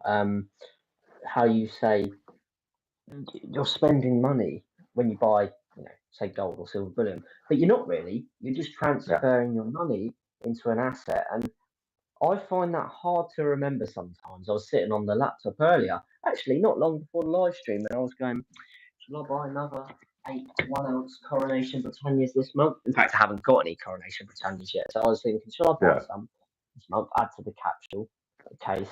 And then I was on the fence. I was like, "Well, there's some other bits I want to spend my money on. Maybe I'll stick it in my premium bonds towards the buy to let." But really, as soon as you before you buy it, as soon as you remember that and it hits you in the head and you go, hang on a minute, I'm not even spending any money. I'm literally taking 220 quid or so for 8 1 ounce Britannias, and I'm moving that 220 quid into an asset that's going to keep that value and potentially, Yeah, if not definitely, go up. So yeah, I think that's a great piece of advice for new investors, even season stackers, for Christ's sake. I mean, like myself, I'd say I'm a season stacker now. I've been stacking for at least 3 years, and even then I forget. So it's a great way to help you justify the purchases because you're not really spending money. You're just moving capital from one section of your life to a better section. yeah, absolutely. I see we've had a comment on the old "it's not money, it's currency" debate from Kieran. I just want to say hello to Kieran. I noticed you joined very recently. I think we were in the middle of chatting about something, but hey, Kieran, how you doing, buddy? And just on the old subject of money versus currency, what's your opinion on that, Future? Yeah, it's a good question. It takes me a second to wrap my head around it. Yeah, you said earlier that I strike you as someone who's wise for my age when it comes to money, but it takes a lot of thought for me to figure out what the right move is and to get my head around things. Yeah. I tend to think about things a lot before I do it. Yeah, it's not money, it's currency. Yeah, I'm Well, on both I sides haven't. of the coin. Would you like me to give my answer first? Yeah, go for it. Yeah. Right. Okay. So, currency is anything that's used to give in exchange for goods or services. So currency can be anything. Currency can be a banknote, it can be a coin, it can be a digital transfer, it could be me giving you free potatoes in exchange for your chicken. Currency can be anything that is transferred for goods or services. Money, however, is physical hard cash. Money is a pound coin. Money is a 50p pence. And the reason it's called money is it now I won't be able to give you the exact details, or you might be able to get it up online, but it comes back from like the first mint that was the term money comes from it's like the monnaie mint or the so it was the name of the mint that produced the first ever coin, and that's stuck. So for me, money is anything that's cash, anything that's a physical coin, and currency is something that can be used to buy and it can be anything that's used to buy stuff with. So I don't Yeah, know. I no, don't know if you agree with that in the comments, Kieran. I'm just going no, to have a I quick look. completely agree with you. Yeah, I don't know if Kieran does. Obviously, I assume so by his comment, but you're right. It's true actually. Currency is, like Kieran said, a form of barter. You could use anything yes, as currency. yes, Currency is deemed whatever's valuable to the person. mhm, If if you're doing a service and for you a head massage, well, not really a head massage. yeah, It has probably has to be something tangible. But, currency is deemed as what's valuable by that person, um, whereas money is money. It's fiat yeah, cash. yeah. I'm And sure you and know that. do you know where the term fiat comes from? Fiat. I don't actually. Here's a fun fact for you. Again, it's Latin. It's normally always Latin, and if it's not Latin, it's French or Greek. Yeah. But fiat is Latin, and it means by authority. Ah, So, I didn't know so that. money. The reason it's fiat money is it only has value by authority, by the government saying that's what it's worth. We're no longer in the gold standard. It's not backed by anything. So that's why it's now fiat currency.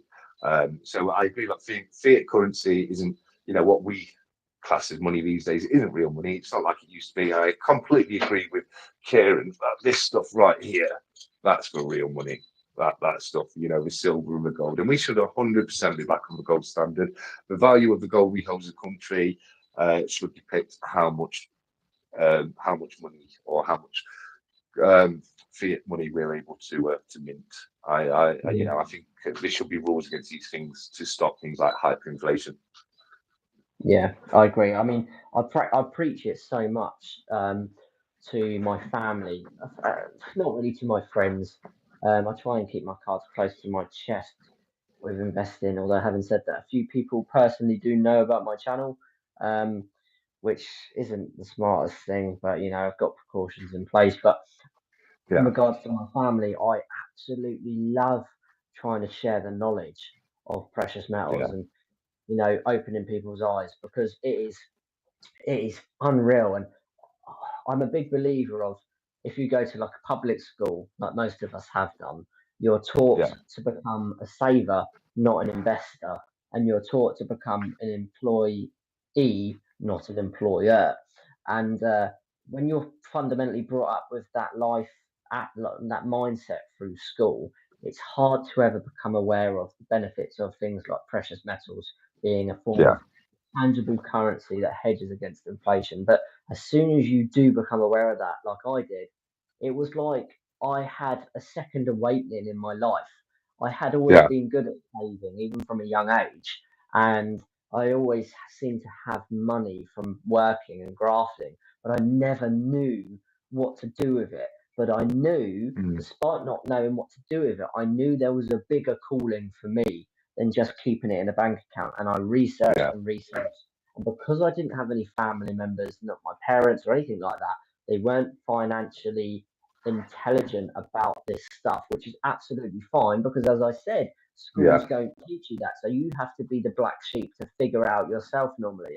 And that was the case. And when I found out about predominantly precious metals, it was like I had woken up from a second life. And I am so pleased because the benefits of it is absolutely insane. That's not even getting onto things like index funds, low yeah, risk, hands off investments for people who don't want to be knowing what stock to buy. They can just invest on a dollar cost average period and let it work for them over a long term period. And when I speak to my family, even my parents who are older, I'm trying to set them up for retirement, and they have started taking on board and implementing what I've learned, which is great to see.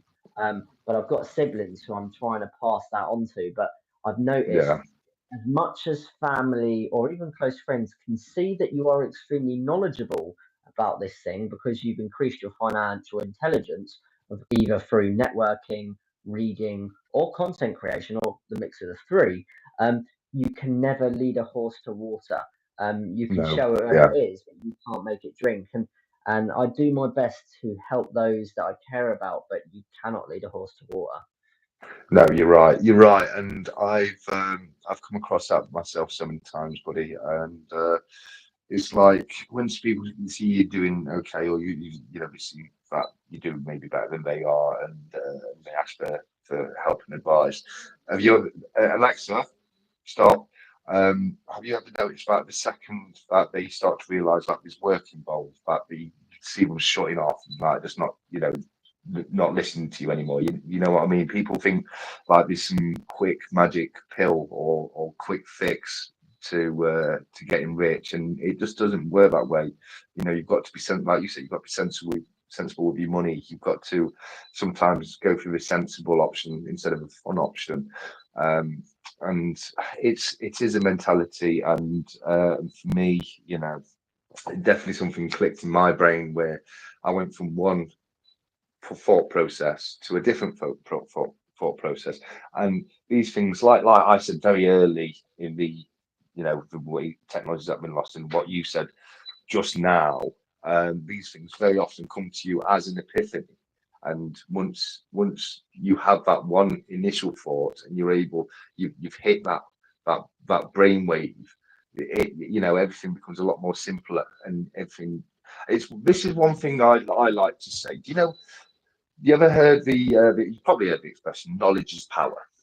Yeah, Yeah. Now I completely disagree with that, and I say knowledge is nothing and understanding is everything. And I'll explain that because now I could tell you something, like I could tell you how to operate a machine by showing you, and you have a knowledge of how to operate this machine, but you don't know what the machine is, you don't know what it does, you don't know how important it is.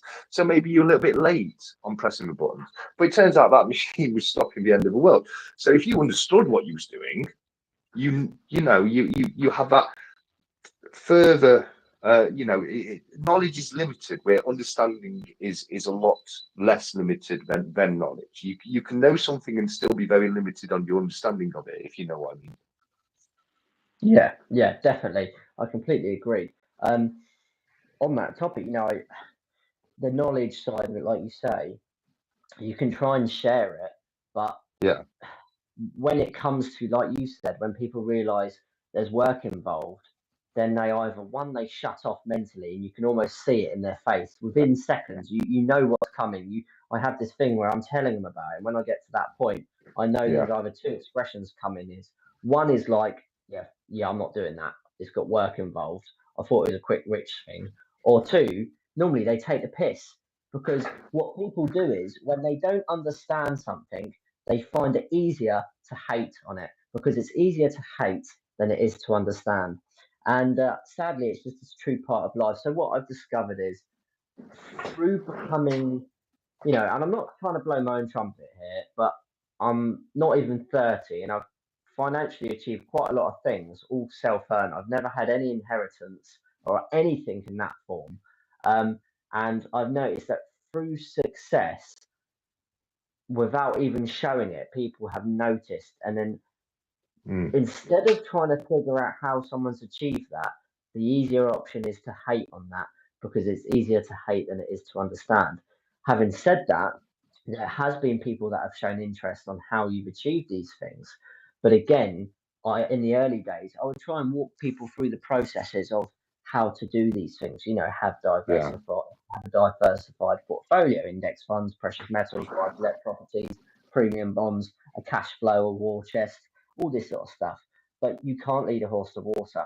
And Yeah. what I've decided now is to be a little bit more selfish. And I've got the mindset of, I will network with the people that want to network, like you guys. I love it so much. I love talking about these topics. It's my passion. And finding my own fold of people like you guys in the comments and Stack Collector 365, it makes me happy, because there's no prejudice about talking about your investment goals, your finances, your dreams. Whereas when you sometimes talk to even very close friends, they're listening, but you can see that they're not even mentally on the same wavelength, Yeah. which is absolutely fine. But when it comes to someone now asking me for help, how to achieve, oh, how do I get the returns like you've got on the S&P 500? I used to set up accounts for people, and I did it for a few people, but you only really get shit for it. So now I've decided that when anyone wants that sort of help, unless it's a family member, of course I'll do it for them. But if it's someone at work or someone or a friend, I will say, if you want to learn how to become successful, read, for example, Rich Dad Poor Dad or How to Own the World by Andrew Craig. And once you've read one of those books, come back to me, because I know without a doubt those persons who are asking me those questions are not going to go and buy that book and read it. They're just Yeah. asking because they want me to do it for them. And if Yeah. that person hypothetically does go out and buy that book and read it, then fair play. If they come back to me and go, I read it, blah, blah, blah. Oh, okay, they definitely read it. Then I'm going to help them on their journey. But if you Yeah. can't make that step for yourself, then why should I bother? Because I had to self teach myself, and it took me Yeah. years and, risk. So why should I just do that for someone without them having to do Yeah. any work? I know that sounds selfish, but I think that's the way it has to be now to become successful. Yeah. Yeah. Yeah. You have to. The term selfish is horrible, but you have to be a little bit selfish at times, because if not, there are people out there who don't want to put any effort in. They just want things given to them. And there are people out there that will take advantage of people, the more giving people in society. I've been there. I've experienced myself, and I don't personally think it's you should be branded as being selfish by protecting yourself to an extent. I've gone through periods in my life where I've had nothing, pretty much nothing, and one of the main reasons for that is I never stopped giving, even when I didn't have much to give. If somebody rang me up, and they needed something, even if it was just me going out in the car and giving them a lift, well, that still costs petrol. And when you're at the end of a month and it's a short month and you ain't got no money left, but that petrol has to come from somewhere or you're not getting to work. And I discovered, as many people do, many people, and I've had this conversation with a lot of them, that you come to realise that it's only you that's doing the things for them. And when the clocks are turned, or the tables are turned, sorry, you're left high and dry. And I don't think it's fair to call yourself selfish to protect yourself from that. You you can only help others if you're in a position to help people yourself. You can't help people if you've not got anything for yourself. So yeah, I think you're very right. People need to understand that, especially people who aren't.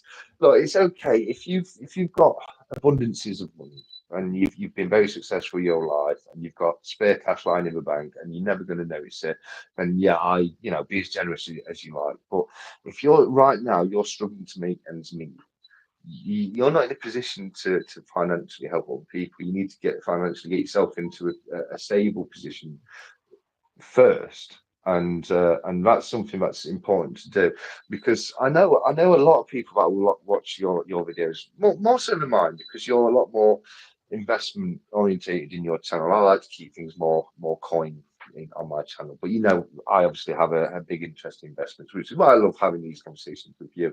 So I think that probably a lot of people that watch your channel are probably people that are in a position where they're wanting to learn things. They probably got to that position themselves. But I'll give you a good example about how people never listen, or people don't listen to you. Like you were saying before, I had a friend who asked me, how do you do it? How do you make money with stocks? And how do you do this? How do you do that? And every time I told him to go out and read a book. A book that changed my life, and I thought it was amazing. And it was written by a guy called Robert Kiyosaki, and the book was called Rich Dad, Poor Dad. This was a few years ago. Okay, and I told him how amazing it was. I gave him a brief synopsis of the story, how you think the guy who's a rich dad, he isn't actually a rich dad, he's a poor dad. The guy who you think is poor dad, he turns out to be like the seventh richest guy in Hawaii. And it it it might as well have been presented to him on a Concorde, because it flew right over his head. And about 6 months later, I was having a conversation with the same guy who got really excited and told me I had to read this book. It was amazing. It was written by a guy called Robert Kiyosaki, and it was called Rich Dad for Poor Dad. And I just looked at him astounded. And he was like, "Well," I said, "Mate, I told you to read that book 6 months ago. Of course I've read that book. Thanks for listening to me, buddy." You know what I mean? So it does go to show that people, when they ask for help, they don't necessarily listen to the help unless, I think a lot of the times people have in their head what they want you to tell them, and if you don't Yeah, tell them yeah, if you don't give them what they think they want to hear, then they like you say, they just shut off. But yeah, especially if you're in a position now, this might not apply to you future, because as I say, you're still not even 30. You're in a very financially secure position, which is brilliant, brilliant for you, brilliant for you. But there's obviously a lot of people out there that are older than you, and then a lot less. What's the word I'm looking for? A lot less. stable position financially. Yes, yes, fortunate position. I was going to say, but stable, absolutely, but also fortunate. Now I know you've worked hard. I'm not saying it's luck at all, but all I'm saying is, people can find themselves in unfortunate positions, and Absolutely.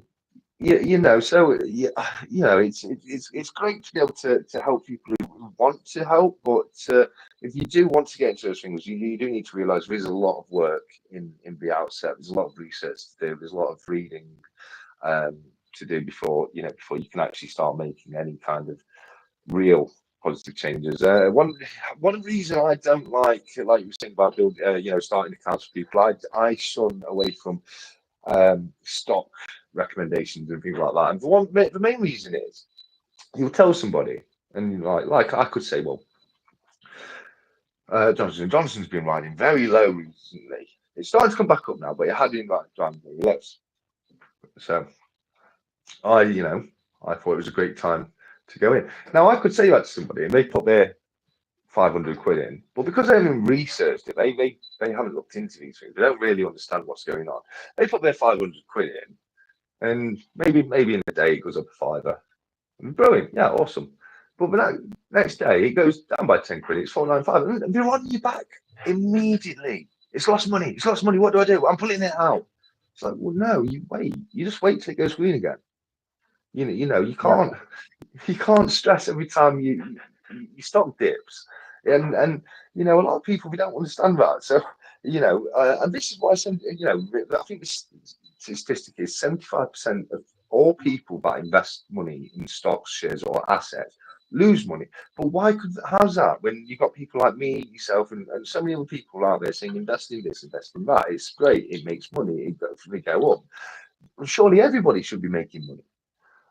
Well, it's because people get fearful, they let their emotions get. And I know you know this, Future, because I've heard you say it yourself before on your own channel. But the worst thing you can ever possibly do is when you've got money in stocks is cashing when they're red. That's the only time you've ever lost money. Just because something goes down into the red, you haven't lost any money until the point is you close that stock. Absolutely, you're 100% right. You only lose when you sell, is the common thing. You're right. If it goes down, don't let emotions get in the way.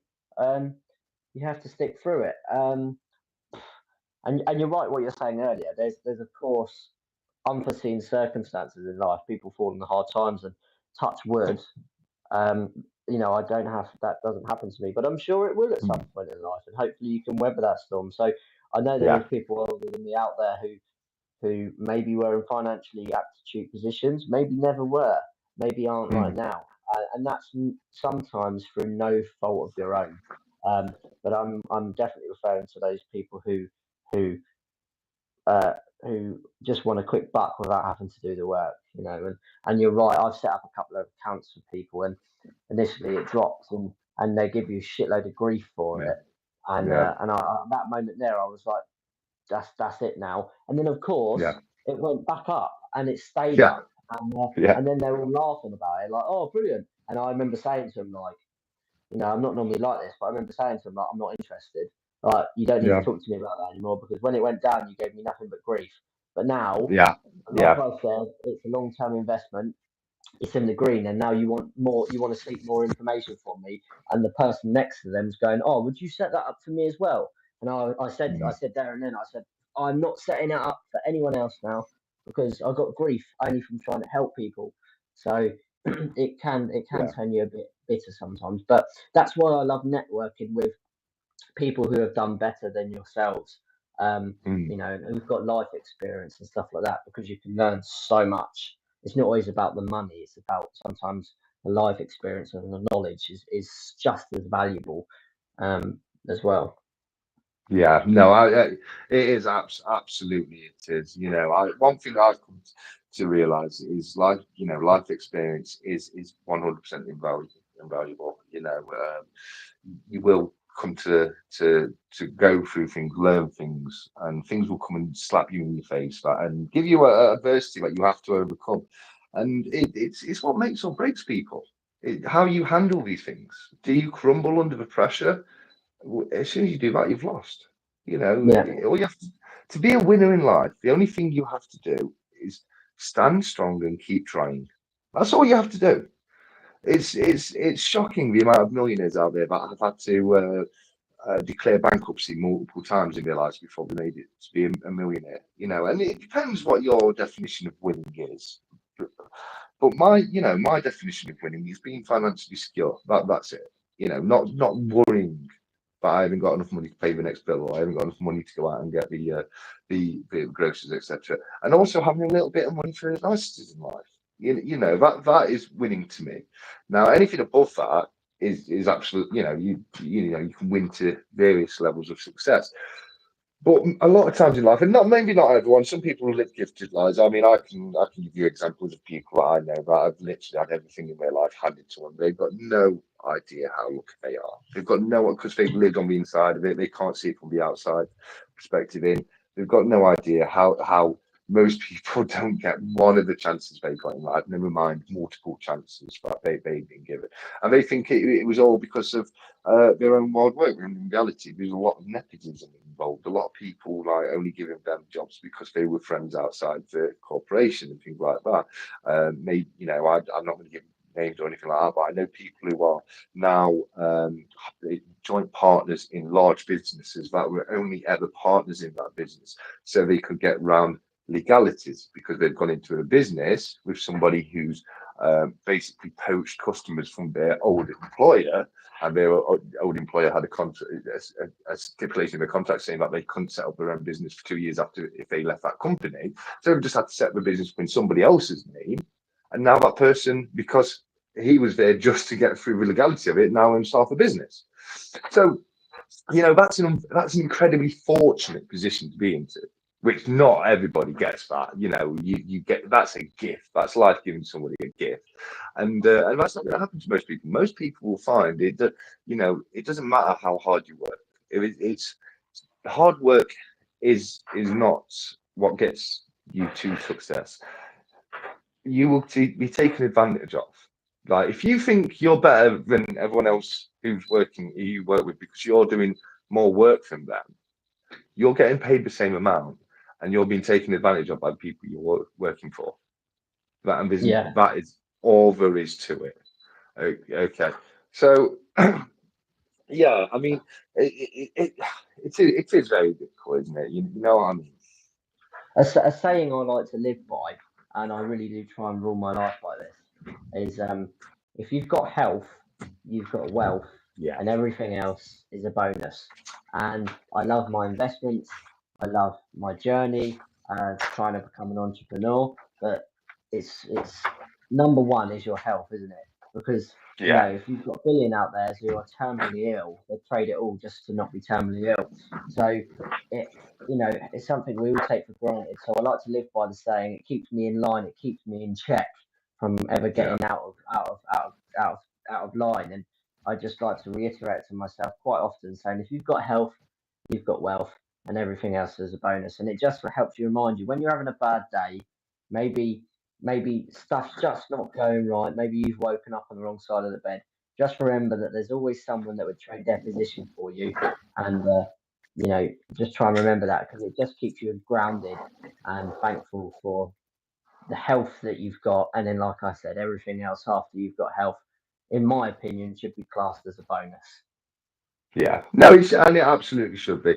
I mean, I would just want to say is we live in a world where you need a certain amount of money to have your health, to be eating healthily. Because to have health, I mean, genuine health, you need to be having a good balanced diet, sleeping a good amount of hours every night. These health goes far deeper than terminal illness or serious illnesses like that. Yeah, There's the maintenance aspect of it. The body's a machine. If you don't maintain your machine, it's going to start falling apart on you. It might be mentally, with mental health issues, which is something that I have suffered with in the past, and something that I'm not afraid to discuss. Because if it can help people by me doing so, I'm more than happy to do that. Um, so and it's surprising that, what you eat has a huge impact. And I've seen that for myself when my diet's not being good because I'm not eating breakfast or lunch. I'm working through literally all day long and then having one meal at the night. My health started to deteriorate, which started to really give me mental health issues because I'm not getting the right amount of sleep because I'm suffering with IBS throughout the night because I'm not eating properly. And these things can really, really have a knock-on effect. And it's amazing how much of a huge impact small, tiny little life changes can have on your well-being. yeah, yeah, 100%. I've recently got back into the gym, been Mm, about 3 weeks back into it, and I am so mentally better for it. It's yeah, obviously physically it's nice getting in shape, but mentally it feels amazing. It gives you yeah, that it does. dopamine boost of I don't know, just it's just something about it, and it's just goes back to what you say. You are what you eat. It affects your health, and I agree with that. And going Yeah, to the gym for me is mentally gives me so much dopamine for being happy, and then getting in shape again is a bonus. So it yeah. definitely they all correlate, don't they? For sure. Yeah, yeah. I just wanted to touch on something CPN said because CPN. I've noticed you've been putting some absolutely sage comments in there. We're sorry we've not been able to pick up all the comments today. But CPN put, would you put crap fuel in your car? No, you wouldn't expect it to keep going, would you? You absolutely wouldn't. Yeah, and that's exactly it. You know, if you want to keep running properly, you need to do that. And there's things like stress that can come into it and things like that. But yeah, no, it's ridiculously important to maintain, to get the fundamentals right. See it as the foundation. You're like, you are a brand, and you are building your brand HQ. But you can't do that until you've got your foundations really, really put down well. If you try and build something on wonky foundations, it's going to keep falling down. Yeah, 100%. Absolutely. Yeah. And I love in the comments, like Stack Collector said, from you created Precious Metals, one of the channel members. So just going back on some of your comments, he said definition of winning is being prepared to fail in life. Yep, very Yeah, true. yeah. Prepare. What's the saying? Is it prepare for the worst. Hope for the best. Hope for the best. Prepare for the worst. Prepare for the worst. Hope for the best. Yeah, Stephen said, "Don't be like me. I smoked too much and I drank way too much. I'm paying for it now. I have yeah, AF and I've had a collapsed lung. It's not fun, but I'm a lot better now. Well, I'm glad you're a lot better now, Stephen. yeah. That's good to hear. I saw your comment earlier saying Rule Britannia, so a fellow patriot in the comment section there, which I love. I saw Stephen's comment earlier about the silver comets being his secret stack. I didn't make me Oh chuckle yeah. to myself. John's just put Future Investments and Stack Collector. Another great session for a Sunday evening, but I've got to get up early tomorrow, so I'm going to get some rest. See you all soon. Yeah, thanks for staying this late, John, on a Sunday. I really appreciate it, mate. Great to see you as always, and look forward to seeing you in the future comment sections. Yeah, yeah, absolutely. Just going back on to what we were saying before, very briefly. I just want to say, if there's anybody out there who does happen to listen to this, who is suffering from any form of mental health issues or anything like that, never ever be afraid to reach out and ask for help from people. Always look to get the help you need, and it's certainly not something to ever be ashamed of. And one of the reasons I'm prepared to talk about it openly and honestly on channels like this is to show people that it isn't something to be ashamed of. And there are people out there who do want to help if you do ever find yourself in a low situation. Yeah, definitely, and like you said, we're always available. Our emails are in the descriptions of all of our videos, and we always reply to each of our subscribers that email us. So if you're having a rough day, even if you've just woken up on the wrong side of the bed and maybe you need some motivation, chuck us an email or even follow me on Instagram. I try and post daily motivational content on there for that exact reason. So yeah. Yeah, let me give you a personal event. I'm going to be open and honest. Let me give you a personal example. Do you mind? I met you pretty well on YouTube. I met you around the end of last year, didn't I? Around December time, this wasn't it? You don't Yeah, know yeah. this, yeah, yeah, and people, I was my old channel as just a straight up viewer of Future's channel. I binge watched every single one of his videos, and we started talking in the comments. And you don't know this, Future, but I was in a very dark place, and just having those chats with you got me through it. Oh, that's At that lovely. I point in appreciate time, I generally was. I was in such a dark place. It was Christmas time. I was going through a really difficult patch in the relationship I was in at the time. I was feeling very isolated, and just being able to talk to somebody out there made so much of a difference. So never ever underestimate how much of a difference it can make to just have a chat to somebody and change your thought process for that, even if it's brief, because if you can start changing that, then you can start like trying to work out of it. But no, I just wanted to share that with you, Future, because as I say, that's something you would never have known, but it was a huge help to me at the time. Oh no, I appreciate that, and I'm glad I was there to help you, mate. And what's amazing is, you probably neither of us probably would have ever thought what would have gone on to be what is now. Every Sunday we're doing live streams together. And I think we spoke about the other day. I feel like I've already met each other. You know what I mean? And Yeah, it goes for the same with 365 as well.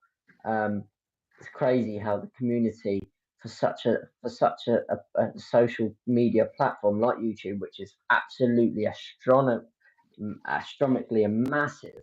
How it can be such a close knit community. So I absolutely love it. Yeah, well good. So. Yeah. No, it's a very it's such a positive community. Now, don't get it twisted. It's not a perfect community, but there is negativity in the stacking community. Absolutely Yeah, there is, and I've seen a lot of it. But what's amazing about the stacking community is one of the few communities on the planet where the positivity massively outshines the negativity.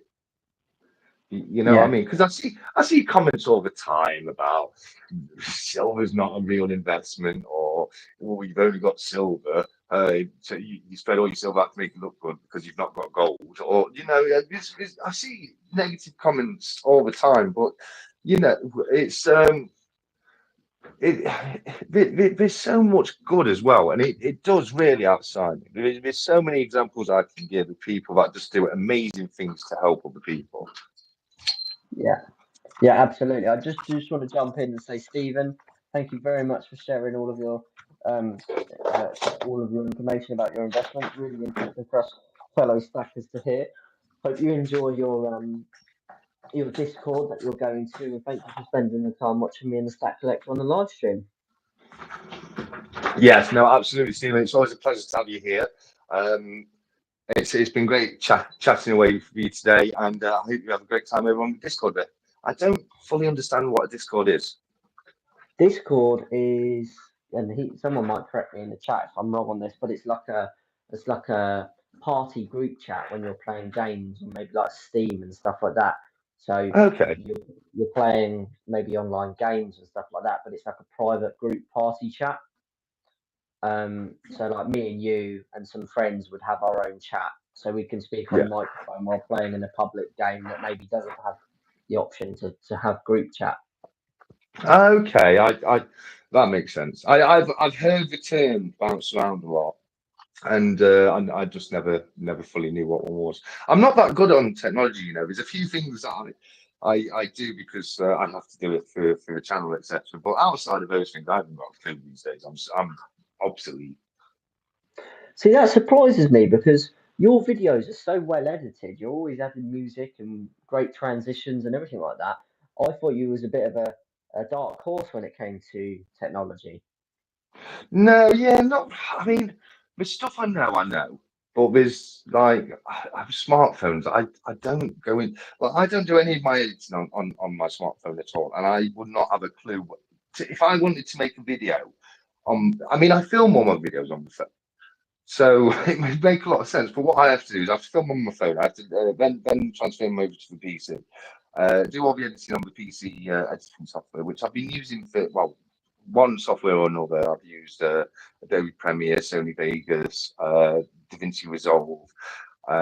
So I've been doing that kind of stuff for years now. I had my own old channel, which I did a bit for. I've also helped people I've known in the past for their social media, doing editing for them too. So that is something I have got quite a bit of experience with, and I like to think I'm quite all right with that kind of thing. Just on that, I just want to let any budding creators out there, or any small channel creators out there know. If you are looking for a editing software for PC or Mac, I highly recommend DaVinci Resolve. The only reason I've started using it is it's free to source software. You can legally download it completely free of charge. There's a paid for version. You will not need the paid for version to do what you need to do with it to make a YouTube channel. And as I say, it's completely free. So it's a brilliant resource for anybody who wants to make or edit videos. Yeah, awesome. I use iMovie on my laptop, and again, it's free service that comes with owning a MacBook, and it's been a godsend. I pretty much do all of my editing on there. I don't ever hardly edit on my phone. I'm like Yeah. yourself, I'll do it on a laptop for sure. Going back to investments, have you seen how well the S&P 500 is performing recently? It seems to be, Mm. at least on my app, seems to be quite nice at the moment. I know you Yeah, said you was 10% up, I believe. I was. Let me have a quick look. We'll see where I am at the moment. Let's get the Fidelity account open.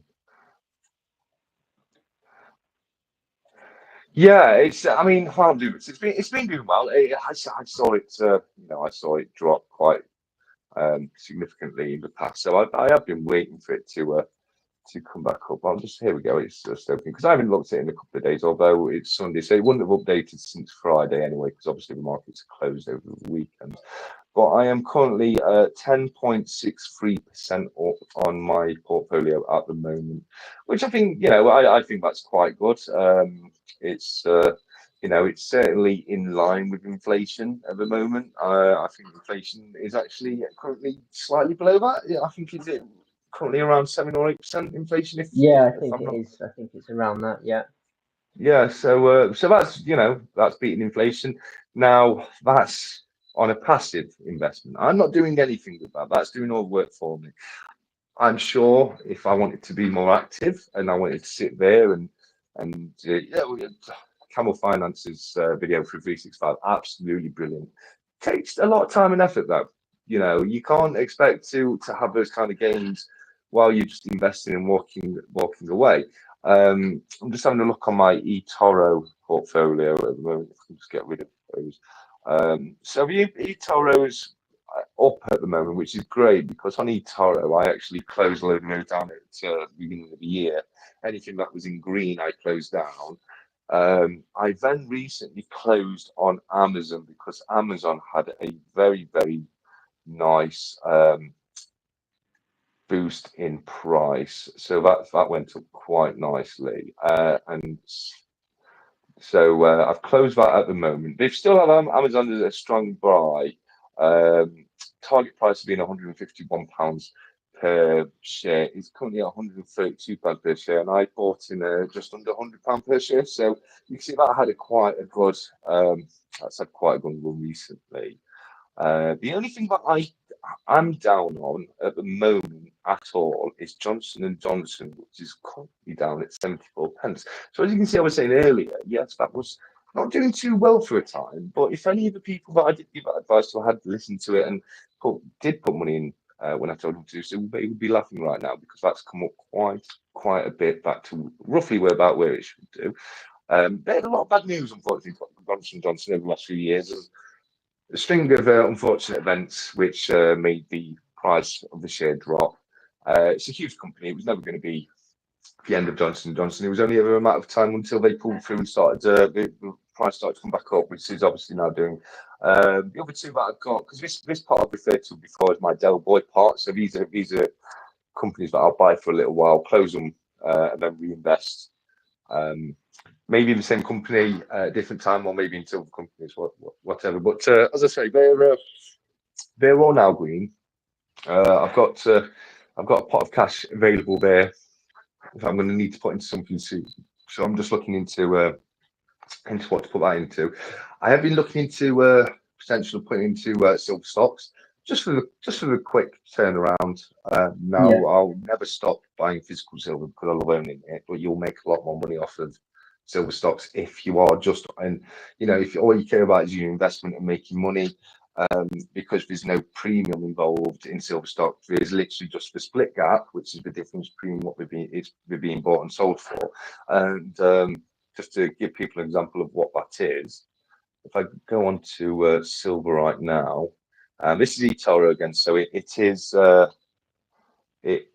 is American, so it's dollars, but you're buying silver at $24.37, and you're selling it for $24.32.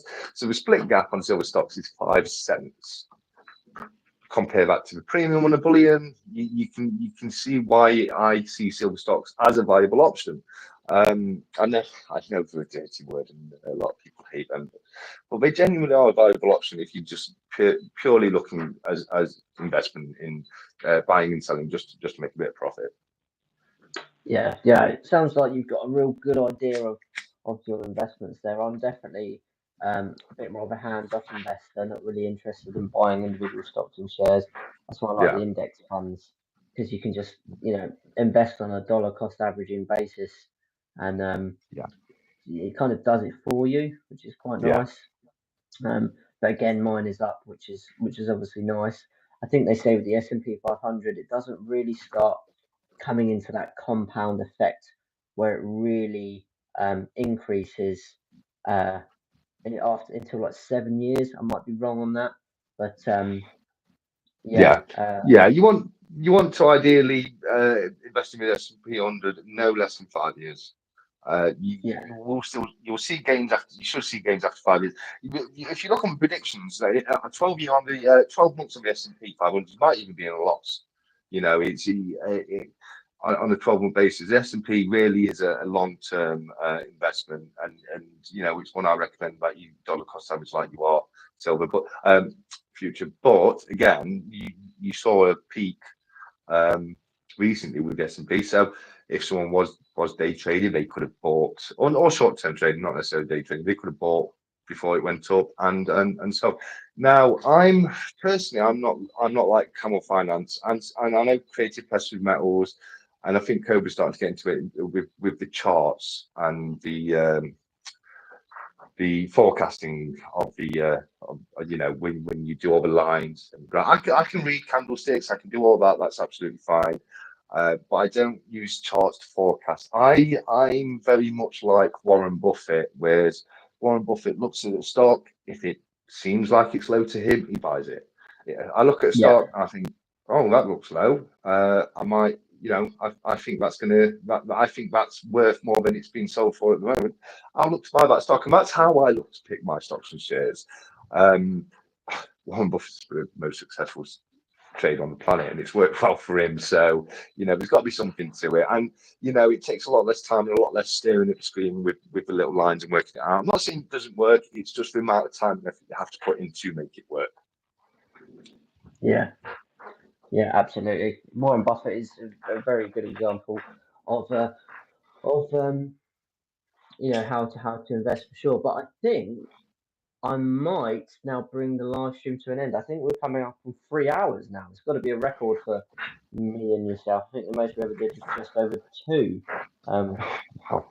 so yeah, we're not quite at the 3 hour mark yet, but yeah, being that it is a Sunday, I don't know if you're happy to call it at here and continue for a save it for the next one. Yeah, I think that's a great idea. As you say, it's coming up to nearly 3 hours today, and I think we've covered quite a few subjects, haven't we? Whilst also keeping it very precious metals and investments related throughout as well.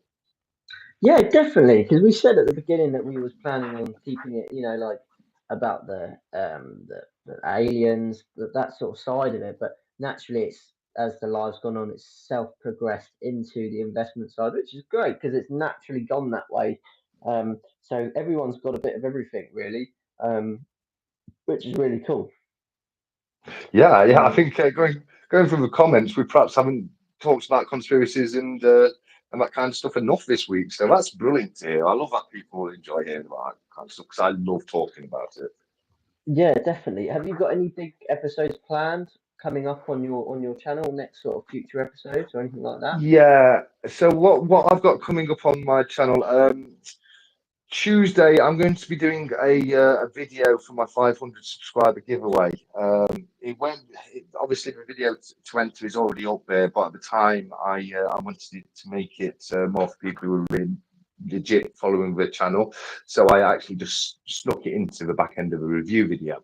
Now I'm getting quite close to 500. I'm going to be doing a video really advertising the fact that I've got the 500 subscriber giveaway going, which is, in my opinion, it's two brilliant prizes that you can win either both the 50p and £5 brilliant uncirculated coins, or you can win a 1 ounce 2023 King Charles Britannia.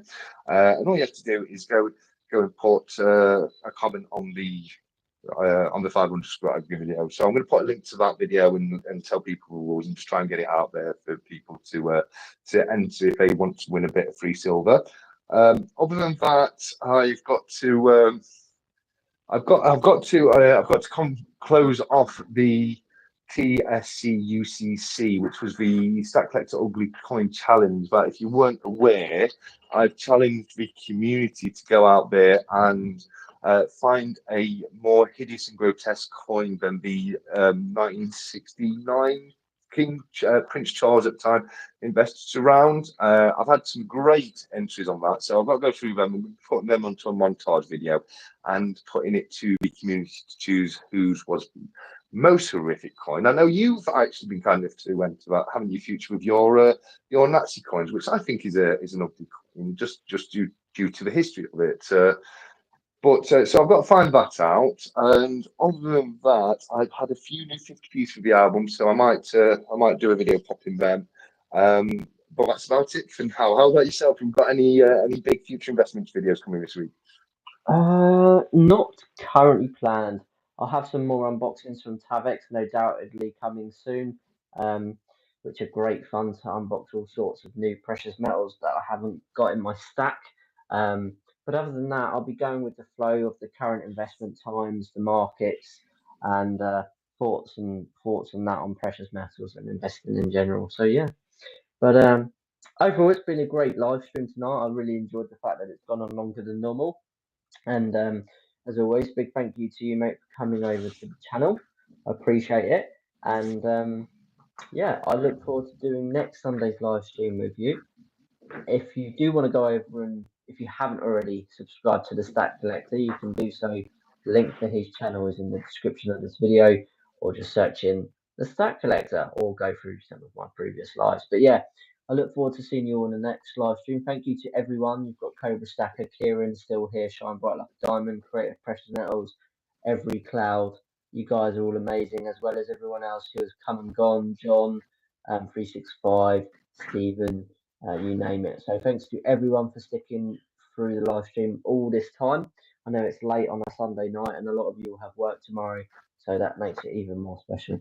But what I'm going to do is I'm going to pass it over to the Stack Collector, as always, to do the outros and everything like that. But thank you, mate, for coming over to the channel. I really appreciate it, and I look forward to seeing you next Sunday. Brilliant. Thank you, Future. Again, as always, thank you for having me. This is my absolute highlight of the week. If everybody out there wants to know a secret, I actually only started a YouTube channel so I could come over here and collab with you, with Future. So it's absolutely amazing to be here. Just wanted to say, in regards to everyone who's joined us today, thank you so much for coming and thank you so much for leaving your comments. I know we haven't addressed the comments quite as much this week as we have in previous weeks, but we just wanted to try and go into the subjects in a little bit more depth. We have been reading the comments as they come through, even if we haven't been able to respond to them, and we do massively appreciate it. So again, as Future said, thank you so much to all the guys who came over to join us today. It's been an absolute pleasure having you all here, and I look forward very much to seeing you all next week. But until then, as always, keep stacking. Take care and goodbye.